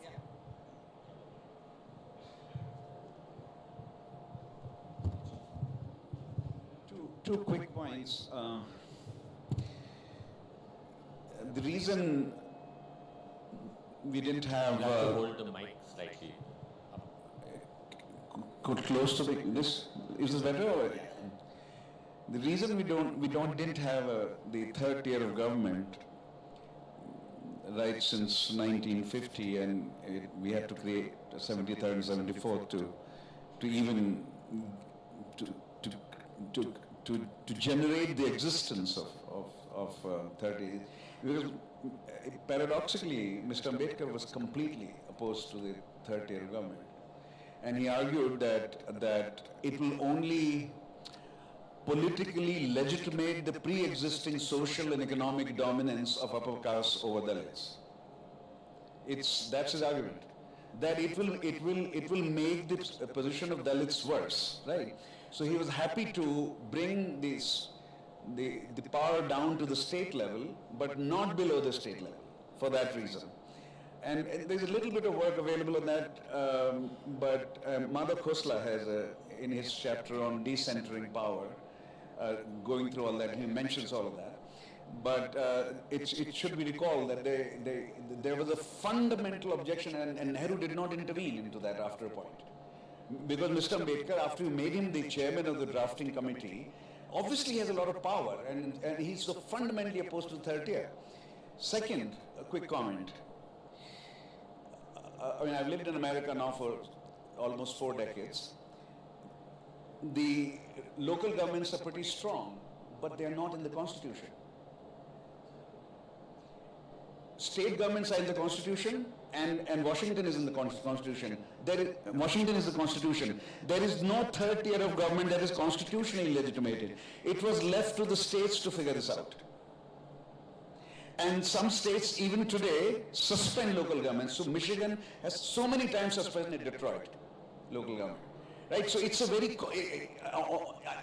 I'm not saying that this particular, the last point is of great conceptual significance, but I think there's something comparative that can be done here to understand exactly how polities have handled local tier or third tier of government. Which is a very, very difficult issue historically and politically. I'm sure Yamini has something to say on that, which she thought a lot about. No, I just very quickly wanted to say that there is another contradiction in the Indian context, which is if you look at the 30+ year history of the 73rd and 74th Amendment, everything else has not been done, but elections has now more or less become part and parcel of the cycle of what takes place within the political activity of governance in India. What we really need to unpack is why does an elected set of elected representatives not mobilize when they are consistently and constantly being undermined. When we did some work here in Karnataka with Raghunandan, both of Raghunandan and I are students of Professor Rao on local governments, we discovered that of the 1 rupee of monies that are spent on activities that are meant to be spent by the panchayat only spends 3 paise. Only 3 paise touches the panchayat's account. Why are the sarpanches and ward panches not mobilizing politically, just like every state will be up in arms even today in such a centralized context if the Finance Commission, Central Finance Commission were not set up? So this, when you have elected bodies not becoming active political actors, that's a contradiction that I can't fully understand. Thank you. I think we have time for one question. Anyone from the audience? Yeah. Nobody else? Yeah.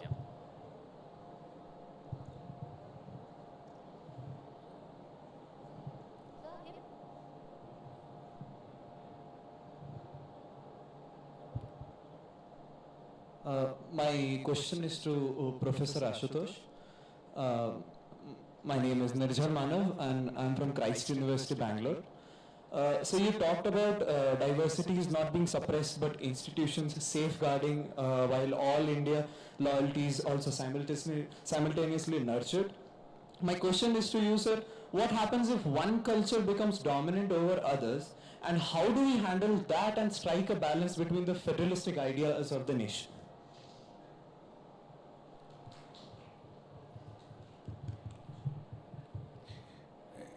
Yes, I think the idea of federalism and certainly the way Gandhi thought about it, which resurfaced in the 1950s when we were linguistically reorganized, it is against linguistic majoritarianism.